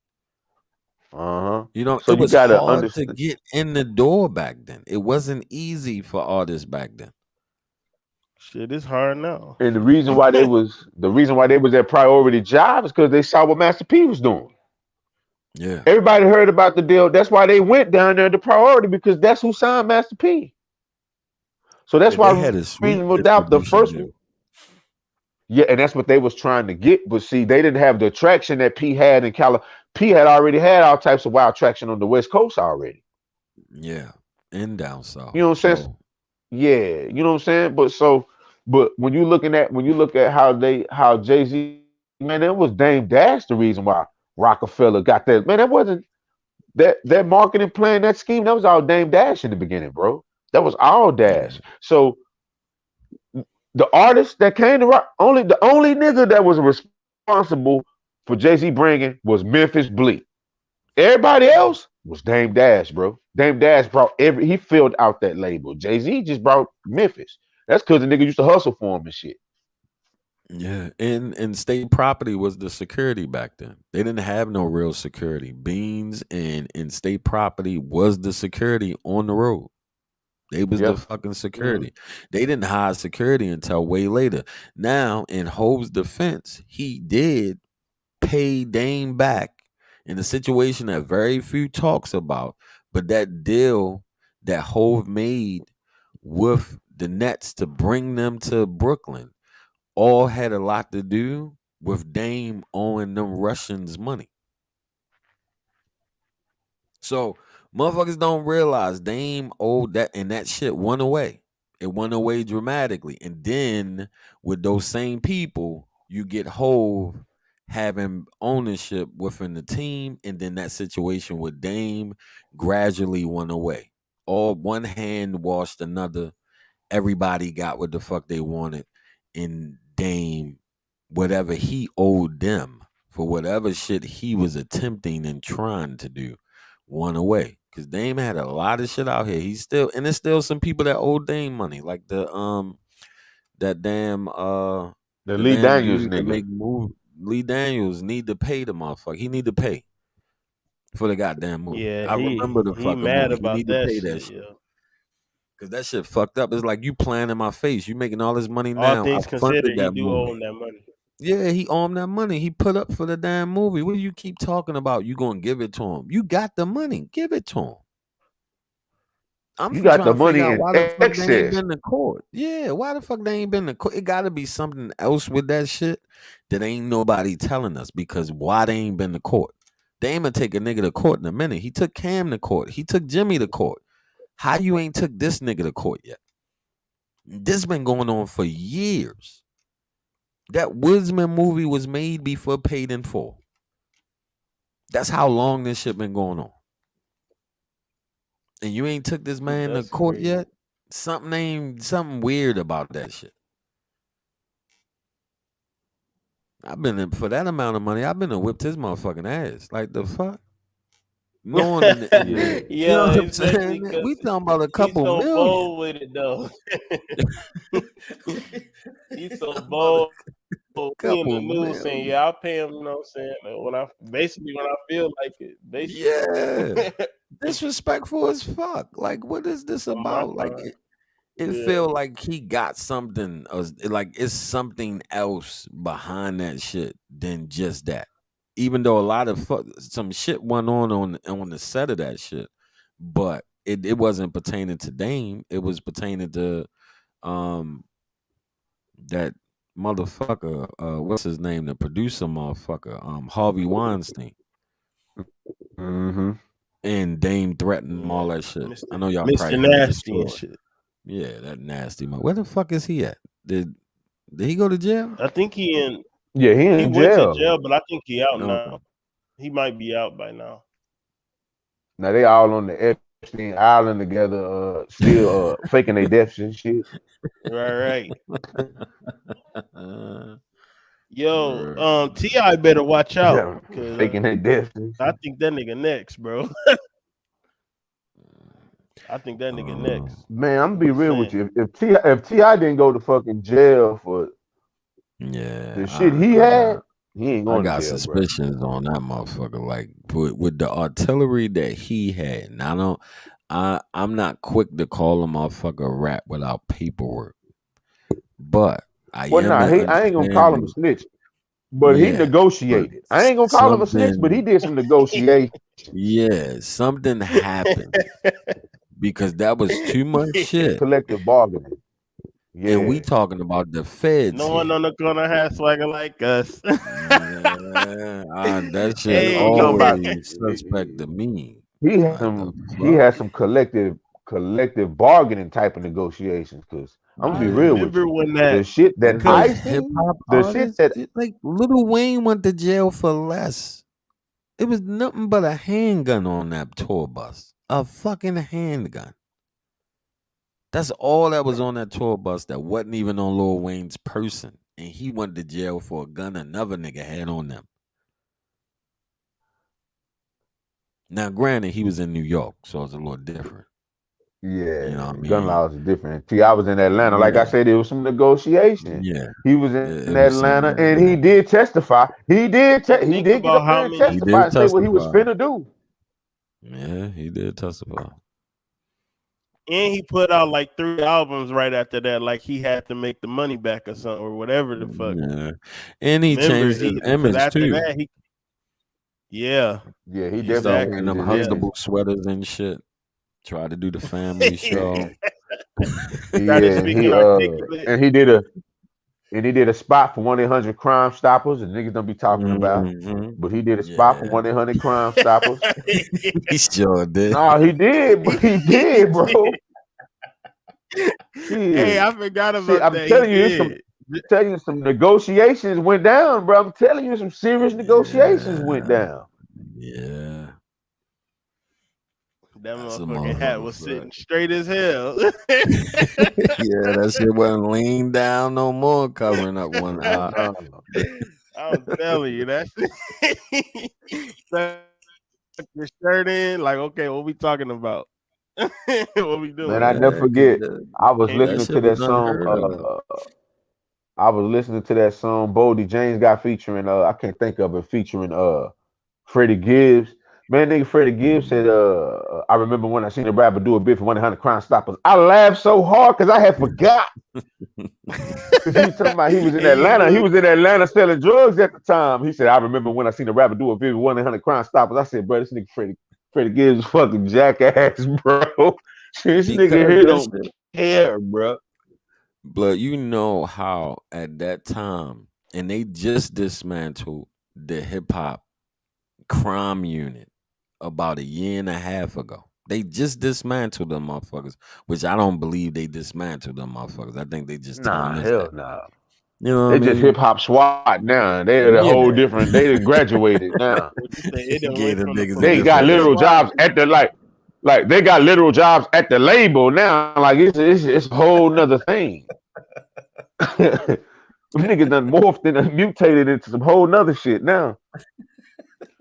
That's probably because I would blame Them niggas work Chicago for they work directly Transportation for the prison industrial complex. and Clown Boy. Yeah. Nah, Because I know y'all Yeah. don't like saying nah, his man, that name on ain't the you channel. can't honestly, bro. Niggas been killing like as much as you want to attribute it to the music. Niggas been killing niggas, bro. Like and No, but they like it may be rap the their music may crimes heighten. The music may heighten. on the song. Niggas Oh, I have been know. I doing know that, what bro. you're Like saying. that's the thing. They just were skillful at it. No, they just were But skillful at Bone it. Crusher, No, they you would outright not saying hear who they Bone killed at Crusher. least. Bone Crusher would allude to pulling something out the trunk, but these niggas be like, tell you what type of car it was, what time they pulled it out, like all types of shit. Yeah. You know what I'm Well, saying? no, What yeah, no, don't street give me it was Bone like Crusher. kind of by, Bone like Crusher alluded, yeah. Well, yeah, I mean, because the thing about it was Bone Crusher was still doing that shit. Like he was still active in that shit at the time. You know what I'm saying? Like a lot of people don't yeah. understand. He's like, yeah, I'm a chef. Then he'll start laughing. Nigga, he talking about cooking. He talking about drugs, nigga. Like he wasn't talking Yeah. about food. He's like, yeah, I'm a 5-star chef, and he'll laugh and shit. But in order to know the lingo, you got to be in Atlanta. You gotta understand the hip hop police started being formed for these niggas. Like they brought in the trap shit. They brought that shit Yeah, in. They They brought brought all the that shit shit. in. And that you is gotta true. think that 95% of the labels in hip hop are all started Was funded by from this shit. street money. It was all funded From by street street money. bread. Almost all of them, from Rap a Lot on down. Outside of No Limit, that came from Master P getting money from Mama Love and shit. So that's the only one that I know of, and maybe the Sugar Hill label with that had Rappers Delight on that shit. Maybe that one because that was kind of family Well, you shit. It know, used to cause be a they was a powerful disco. label They and was all a that. disco label. Like, Yeah. yeah, So there was wasn't there a maybe disco that label or label. some shit? Yeah, they was a disco label. That was the first and only hip hop. I think the label still kind of exists. Like they was on a reality show or some shit, but that was the only hip hop song and group on that label. But you're right, they was a disco label and shit. They had large percentage of disco acts and some R&B motherfucker or two. But a large percentage of the motherfuckers, that's just what it is. I think now more so than anything, I think, and even take the 90s and even the early 2000s, it's not too much of a change with social media because during the DVD days, you had motherfuckers on there with guns, you had motherfuckers on there talking about shooting and killing motherfuckers. Fucking BMF was on there. Like so but Uh-huh. the Yeah, difference is those DVDs only came out every 3 months. With social media, you get to see that shit all the time. So every day. it might Yeah, seem like it's a difference. It's just it's more of it now. When really this shit started in the early 2000s with all this. As soon as the camera got in the nigga face, Yeah, niggas started bro. talking Carmelo reckless Anthony was with yeah. in Niggas the start social acting crazy when that light middle. come on. Carmelo Anthony was in the middle of West Baltimore, bro, with a known fucking shooter, bro, on a DVD. Stop snitching DVD, bro. Like media. this what niggas Skinny did. Suge. He's with Skinny Suge. I'm gonna And say they that nigga was threatened a that nigga's a lot of known motherfuckers. shooter. Yeah. That nigga was a known shooter, bro. But that was Yeah. Carmelo Anthony's man. They came up, That was his and man. Melo just posted laughing. Bro, you know how much flack he called? Hey, He caught a man, lot of flack Carmelo for Anthony that said that's how I knew the NBA was the Fed. He said that's how I knew the NBA was the Feds. Once a nigga told me my whole life, he said that's when I knew the NBA was part of the Feds.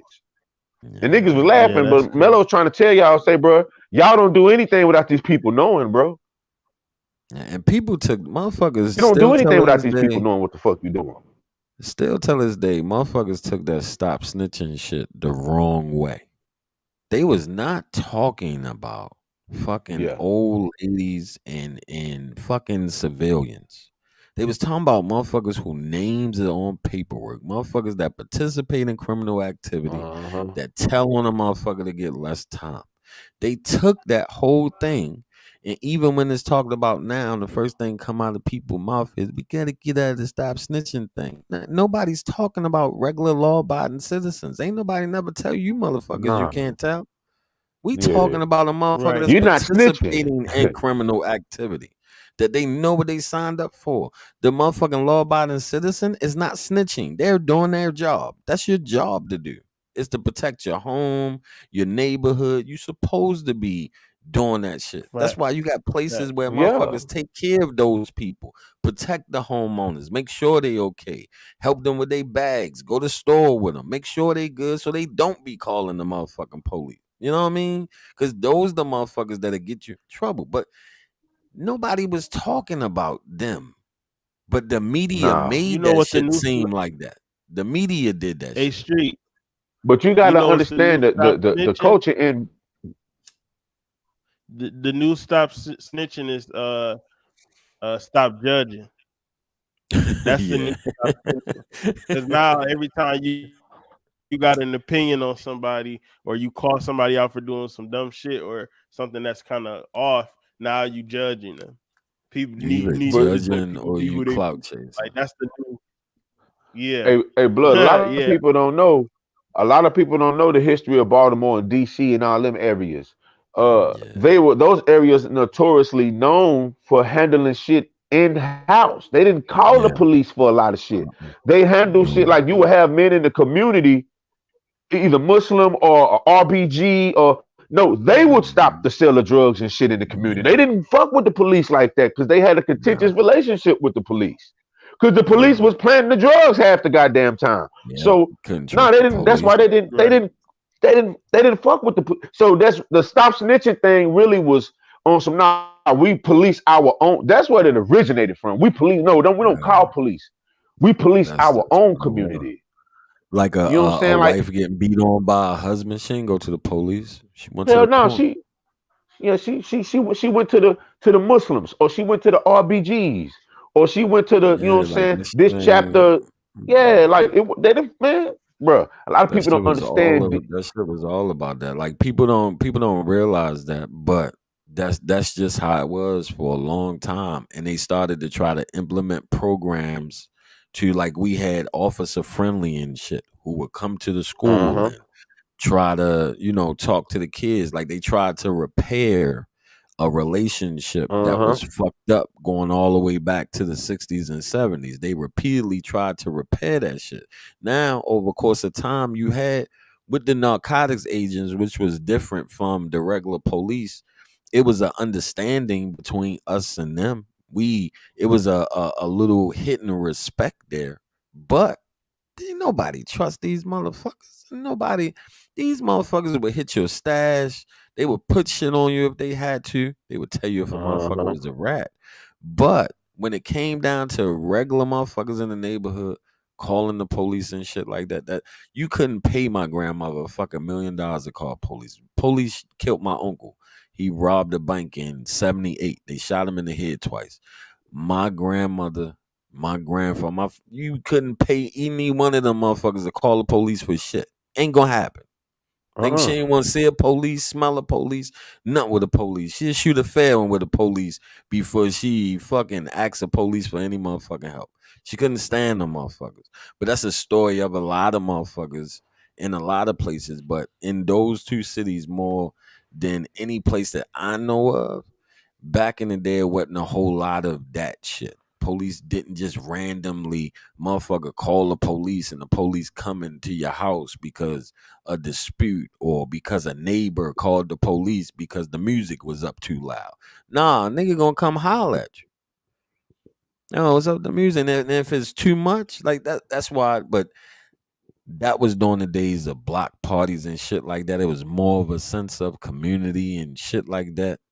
When them days go away and other shit come in, it changed the dynamics. A lot of people now and growing up in the city, they don't even understand that shit. Like they don't even understand where the tradition of dirt bikes come from in Baltimore. They don't know that came from out of a way because on Sunday nobody sold drugs on Sunday. Nobody. That was a tradition in Baltimore for before I was there. While I was there, nobody did this shit. Not one soul on Sunday. Now, a little different. Before, that shit wasn't like that. Sunday, Christmas, all those fucking days. Nobody was outside on those days. You went and found something to do. That's just what it Yeah, was. But that whole stop snitching shit, people totally took that shit the wrong way. I hate when people say that that's the problem with our communities and that's not what they was talking about. That whole DVD, if anybody watched it, they was talking about paperwork because that's how you just can't say somebody is a rat without paperwork. You know what I mean? Indictment papers, whatever, not even charge papers. Because you giving a statement don't necessarily mean you're a rat neither. You know what I mean? You give a statement. You could have gave a statement. That don't mean that you're a rat. Your name being on indictment papers mean that, yeah, you was talking. But you just giving a fucking statement, which a lot of people do, especially they first time being locked up. They fuck up by thinking they smarter than the police and try to tell some dumbass story. But people are People that Yeah. don't know no better see charge papers and see such and such said whatever, whatever, and think that that's constitution and saying that person. Man, read the fucking paper.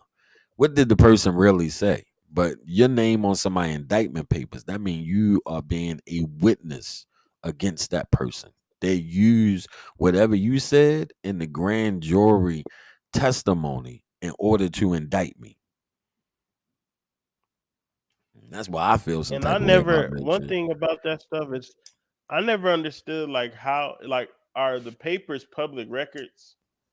Well, Like like how technically, like yeah, how do and you just technically, no. because niggas Technically, just be like no. knowing the day that somebody Because it snitched? Like how do they be knowing that? because it worked like this. If I tell on you, because the law is structured that you have to be able to face your accuser, you receive your indictment papers. If you're locked up, you go on, like in Baltimore, you go on what's called an indictment walk. I don't know about other places, but you go on what's called an indictment walk. They present you with your indictment papers. On those indictment papers, it have the name, address, and phone number to everybody that's a witness in the case for your attorney. You get a copy, your attorney get a copy. So what ends up happening is people read that shit, and I can mail that shit back home.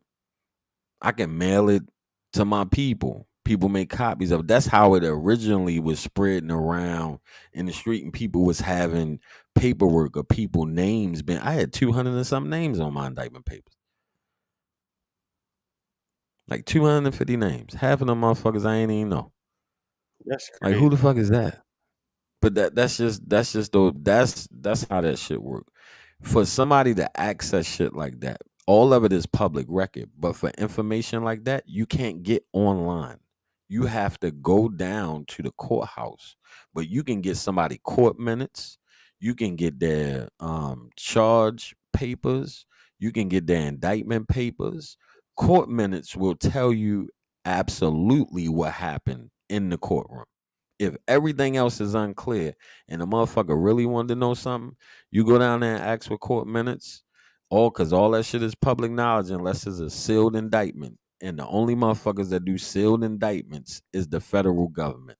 The state does not do sealed indictments.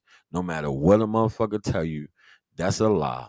Only the federal government. You do have some Commonwealth states that would have a sealed indictment that, but it's only for a year or two that they can have that indictment sealed. After that, it has to be unsealed and released to the public.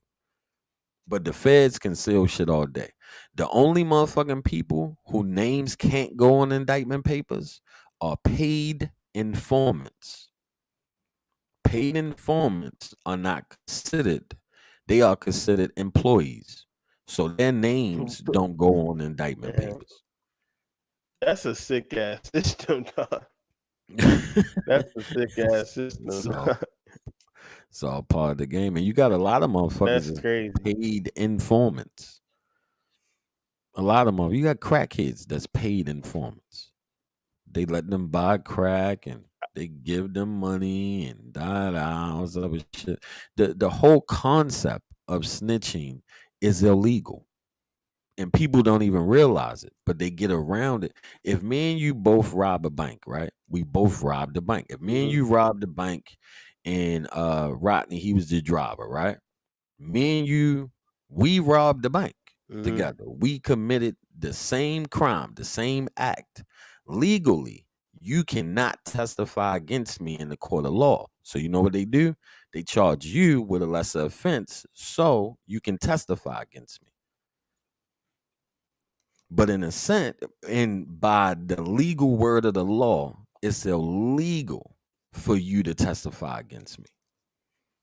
But the only way that they can make that shit happen is they will charge you with being the lookout or you being the driver when fucking Megazord was the driver.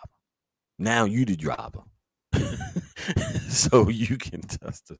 This is the shit that they do. The game is dirty. The shit is rigged, but this is the shit that they do. in order for the rat to be able to be the rat, because the way the system is set up, you're not supposed to be able to testify against me if we got the exact same charge. Because But so as long as I'm willing to sell both of y'all out, more than likely getting a lighter sentence, and off paper, but technically I didn't snitch officially. Basically, is what you're saying, because yeah, that would be it illegal. depends. Yeah, it depends, and a lot of motherfuckers don't snitch appropriately, right? Like if all three of us was to get locked up and you immediately told the police they did it, you going to jail too. The police don't have no control. Yeah, You going to jail too. The only motherfucker that the motherfucker to snitch to is the state's attorney. That's the motherfucker that you talk to. That's the motherfucker to get you out of there. The police manipulate people into giving them information to help them with the conviction for the state. But if a motherfucker don't say nothing to them, that's how you see on them shows that always had that shit at the end. Such and such went to jail too. No, how you tell and you still end up in here? You don't even know how to tell right. Why the yeah, fuck is you telling to the police? yeah. So when They they don't have begin the sat in that ability to room, turn you. they, so when they Yeah, they begin still sat in gonna that do that. room being interrogated, them the wrong people to be talking to anyway. They the wrong motherfucking people. You talking to the wrong people. Now it is entities that can turn you on site, like the DEA or the feds. Say the DEA and the feds and the FTA, they kicking your door. 9 times out of 10, they don't really want you. And this shit happens a lot. And people don't even know this shit be happening. They don't really want you. They gonna tell you, we don't want you, we ain't gonna lock you up. But if you call your connect, we'll walk right out this door. Call your connect, see where he at. I set this up. And then they'll go get him. And they'll do the same shit with him. And then do the same shit with the next one until somebody decide they don't want, nah, I'm not saying shit, and they get locked up. Or it leads to a bigger fish. But that's the shit that they do. And now All they this little know the shit chain of go on. command. Yeah. Damn, Now they that's crazy. know. And then you don't even know that shit just happened with me. You don't even know this shit. You could put two and two together and say, "Oh shit, Yeah, this nigga called me, and then these motherfuckers come." But then if you did the same shit, you ain't gonna say shit. If you just sent right, them to another right. motherfucker, you ain't gonna say You nothing gonna about take me. that L? Yeah, you just gonna Yeah, take that shit. Ain't nobody gonna say shit to nobody. But this is the type of little shit that go on and they do, and when that's why when motherfuckers was originally saying stop snitching, it was more about not helping these motherfuckers because they don't know shit. They don't be knowing what the fuck is going on. They don't be having a clue. Motherfuckers help them along. They don't know. I done know motherfuckers that then wore wires. Like what? Are you fucking kidding me? yeah, that's Are you crazy. for their own family? They was in business with their family. Like this nigga put his family in jail. Not just a motherfucker he went to school with or somebody he was getting money with. This motherfucker had a wire on for his family, his cousins, his For his brothers, family. his sis. What? How That's do your wild. family even still fuck with you? How do your aunt talk to you? How do your uncle Right. talk? Fuck out You of here. should be exiled. I'm sorry. I ain't even a thug nigga, Yeah. and I know that. Like Like Man, it's I what? crazy, ain't no type but of street, bruh, but I it's know that. crazy. It's crazy y'all talking about that. Bruh, I just got off the phone on some shit like that. Real talk, literally. I Yeesh. For the first time in years, I talked to a dude. He was like my uncle, my best friend, daddy, who got put in jail because his nephew snitched on him for like he in a supermax. He Yeah, in the that's supermax. mm, mm, mm. You know what I'm Like that shit. saying? Like Like, that's how I just I don't like know. that. He gotta hate him. I'm sorry. Now, and guess That what? He don't hold nothing against him. He was just telling me, man, you still not talking to Garrick. I'm like, man, I'll never, man. I said the nigga better be look out there and stomp his face, and he like, don't be like that, son. Don't be like that. mm, Don't be like that. Forgive him. Y'all was once. He said, man, I know how close y'all was. I said, look here. I said, look here. That shit went out the window. I said, you in there with the Unabomber. Like you're not in regular jet. You're in there with the fucking Unabomber and the Supermax. yeah, They gave you kingpin shit, man. Cause this little puss ass Right. dude lied, and he lied. The thing about it is he lied, bro. He lied. He lied. Cut it out. This is part of your deal, my guy. Cut it yeah, out, bro. man. That should not a fucking game. That's why I'm still suspicious about this outpost shit. Shit just don't smell right to me. It just don't smell right to me. I don't give a fuck what nobody say. Something ain't right. You think he faked his death, or you think he got set up? Nah, Man, it's either or. But I know he wasn't killed because he was a rat.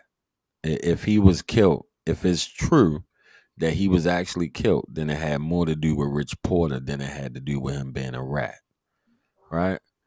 Um, yeah, but the scene, just the setup of it, and when I first heard about it, just didn't set right because the one thing about it's two things. One, the people that's saying, "Oh, he was in witness protection." Yeah, he was in witness protection. The minute he made contact with anybody from his past, witness protection is over with. It's mhm. done. It's a It's a wrap wrap. because they don't hold you hostage. They don't keep you there forever. It's they give you a new name, new life, money for you to integrate into a new space, a new area. You reach back, that's on you. Ask Henry Hill. Henry Hill's still running around doing. It's been harder for them to keep a lot of the street dudes in these areas than some of the other people, like some of the actual residents, the regular people that have testified against mob figures. Those people typically stay in witness protection. They don't go out and try to go back to that old neighborhood and none of that shit. Sammy the Borden been in that motherfucker twice. Henry Hill ain't. That shit is what it is, and then this shit with Alpo. But, but I don't believe what some of the other people believe that the Fed sent him back to Harlem to set somebody up or something. I don't believe that shit. That don't make sense. Like certain shit gotta make sense. That makes absolutely no sense. I mean, Yeah, that like, sounds like a if that's movie the plot. case, if that's the case, what incentive? Like, you know what I'm saying? Was Yeah. he still out here killing niggas on the low or something? Like, what's the incentive? And if that was the case, we'd have been hearing about niggas turning up dead. Yeah, like I honestly believe, like at the root of it, it's as simple as this. And a lot of people took me saying this as me saying that he was ready to die. That's not what the fuck I was saying. I'm looking at it from the standpoint of the mindset. If he's anything close to what they said he was before he told, right? And he was that guy, then I'm thinking from that mindset. The nigga didn't want to die in Maine. He was 55 years old. He was 53, 52 by the time he came back to Harlem, right? The Right. nigga thinking to himself, I don't want to die in a state under another name where don't nobody fucking know me. If I'm gonna die, because you get a certain age, you start thinking about natural cause shit. People close to you leaving now from regular shit. I think the nigga like, fuck it. I want to go back where motherfuckers know me. I want to pass on my soil where I'm from. That's the only reason why I think that he was coming back because where he was living in there in Maine, the fucking place he was staying in, that shit that they showing on social media is not his fucking house. At the beginning of that documentary where he was driving around with them showing him where he put Rich Porter body at the beginning of that 20-minute version, They're at his fucking house. This nigga was living in a fucking penthouse. One of the ones with the glass fucking windows, the long ass pane windows. He was living in one of them motherfuckers. I don't know where they got that fake house from. They claim he was in, but that's not it. Anybody that's seen that 20-minute one, not the one that's like 10-minute clip, but the 20-minute one, it starts out in the house that he was standing. At that point, he wasn't in his mind, he didn't give a fuck. He even told Queens Flip that, like, ain't nobody gonna do shit.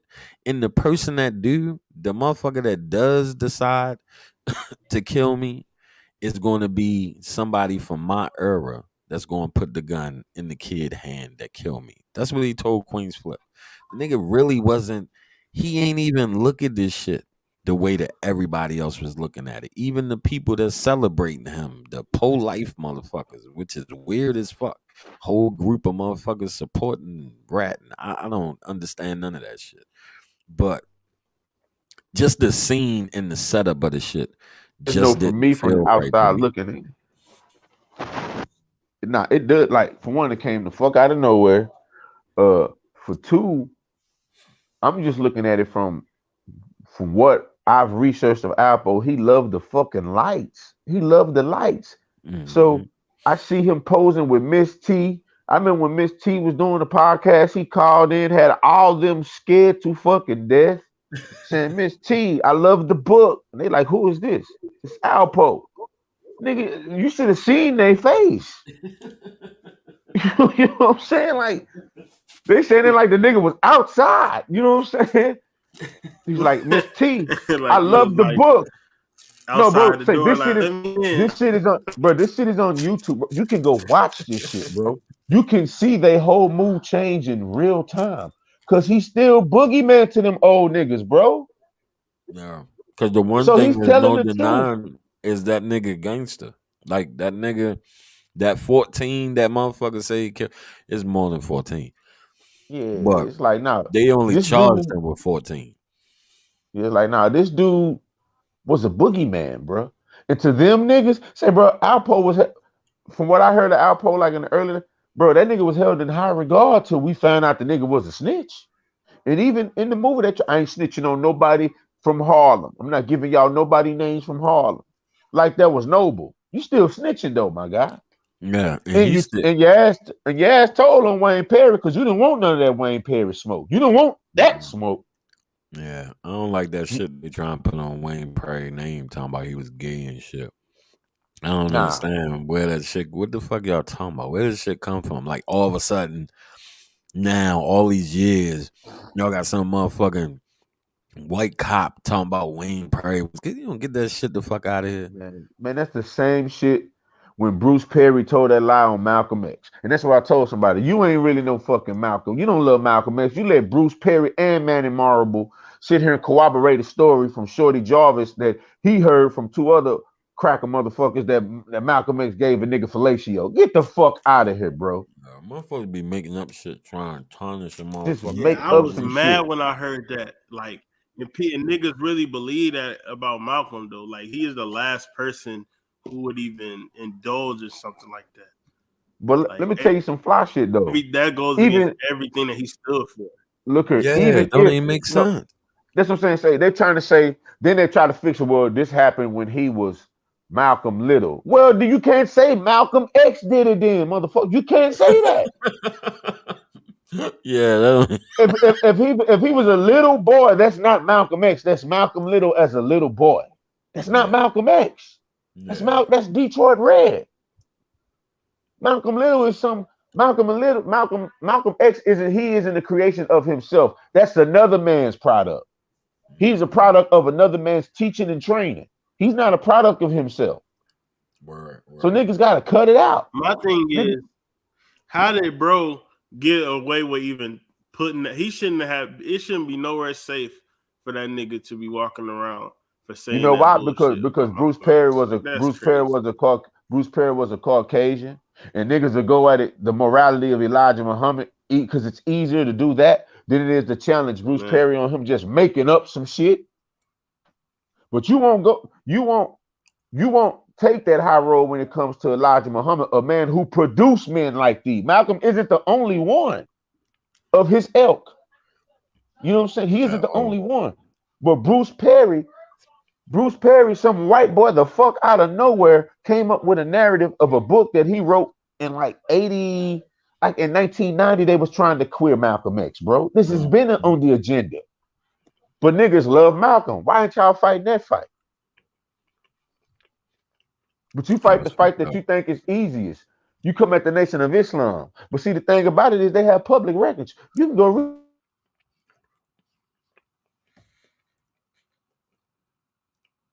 names in there was fucking agents. When you get to the ones of the people that was around Malcolm, say, man, how the hell everybody on your security except for Charles Kenyatta? He was the only one that wasn't an agent. Hmm. Everybody else was an agent. Gene Roberts, the nigga who gave him mouth to mouth, was an agent. And Yep. he was the head of security. Yep. That shit, but that's the shit that they do, and we always they should not be able to use us against us, but our jealousy and built-in hatred for each other Right. helps that shit along of wanting to see each other fail. I don't know what that shit about, but motherfuckers do shit like that all the time. I don't know how a motherfucker is able to do that and even process and put their brain in that situation. Like, I want to see my people do well. I don't give a fuck if I don't know you like that. If you doing good, I'm gonna acknowledge that shit. I ain't even gotta like you. You doing good, I'm gonna acknowledge that shit. I don't give a fuck because that shit is a win regardless. But motherfuckers can't look at shit like that. That shit is a win regardless.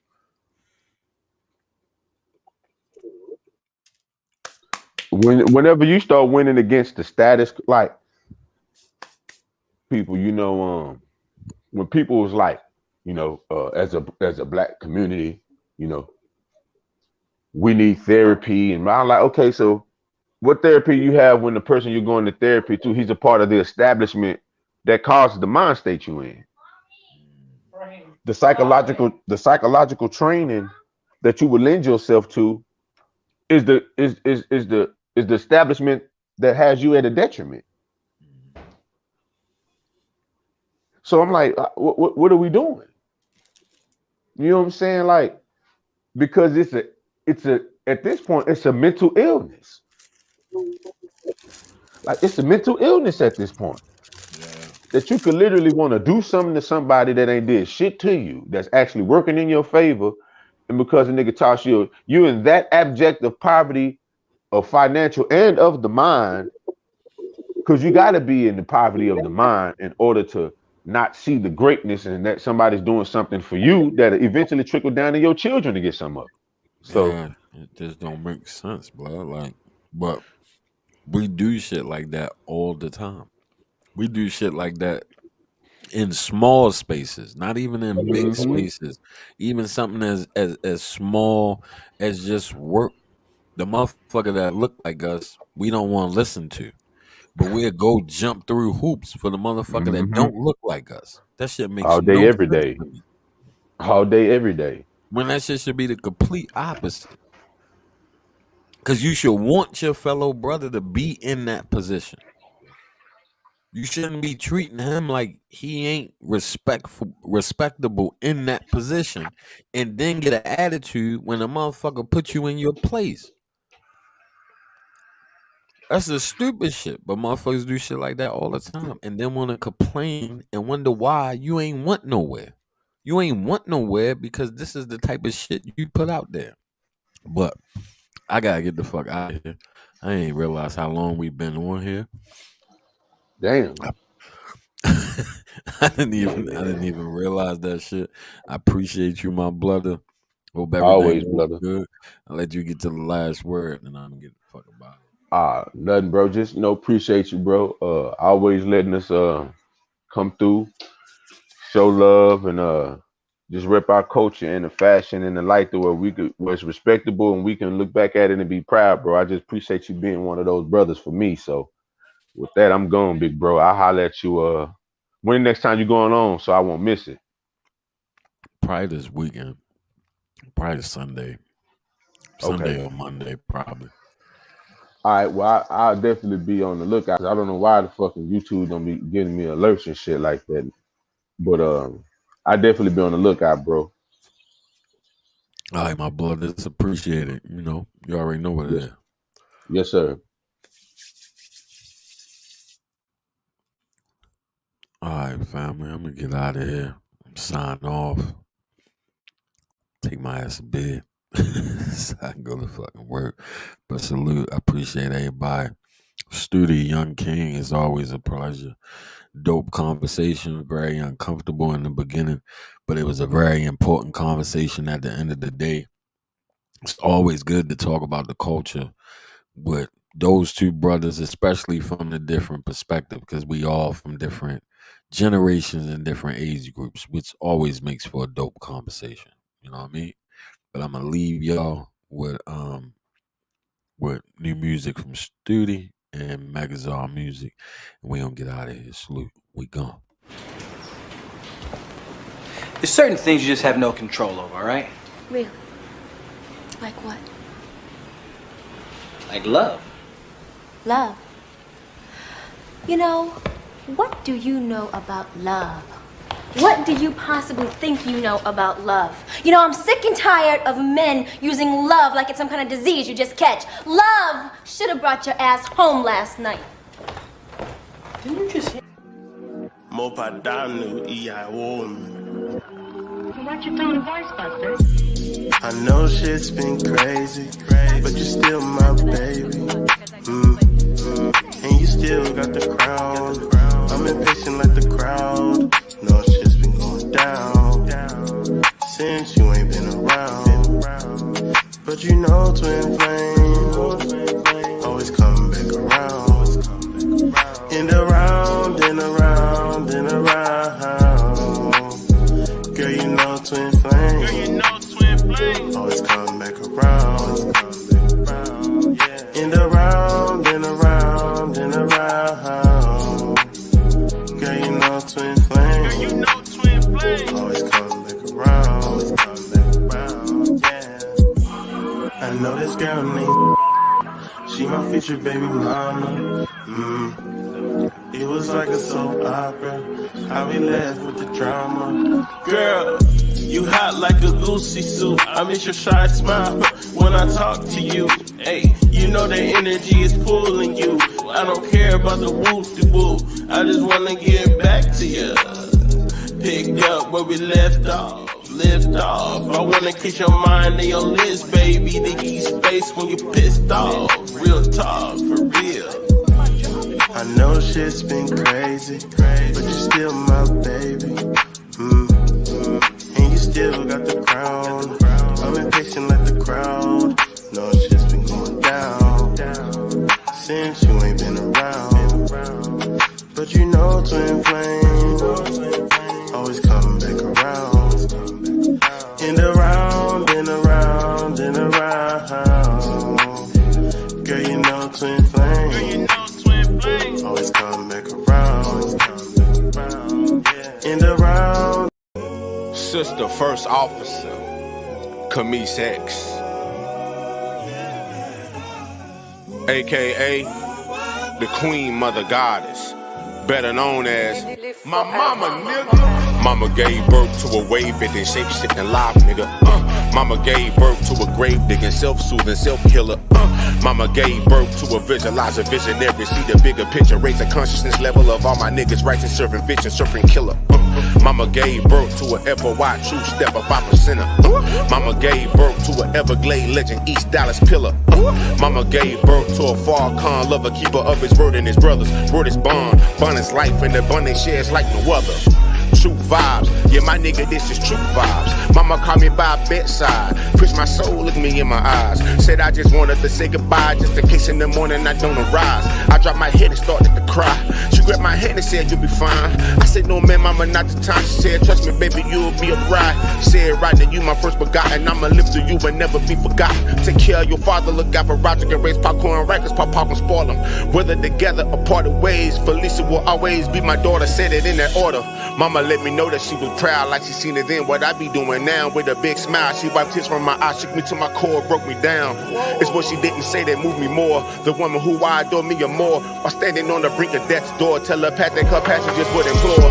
Mama said, skate on these niggas, don't wait on these niggas, don't play with these niggas. Life is a dice game, I'ma shake these niggas, I'ma roll these niggas, I'ma break these niggas. Mama said, skate on these niggas, don't wait on these niggas, don't play with these niggas. Life is a dice game, I'ma shake these niggas, I'ma roll these niggas, I'ma break these niggas. Fresh lit, mellow with the niggas, eat with the pistols. That 7-Eleven, I leave them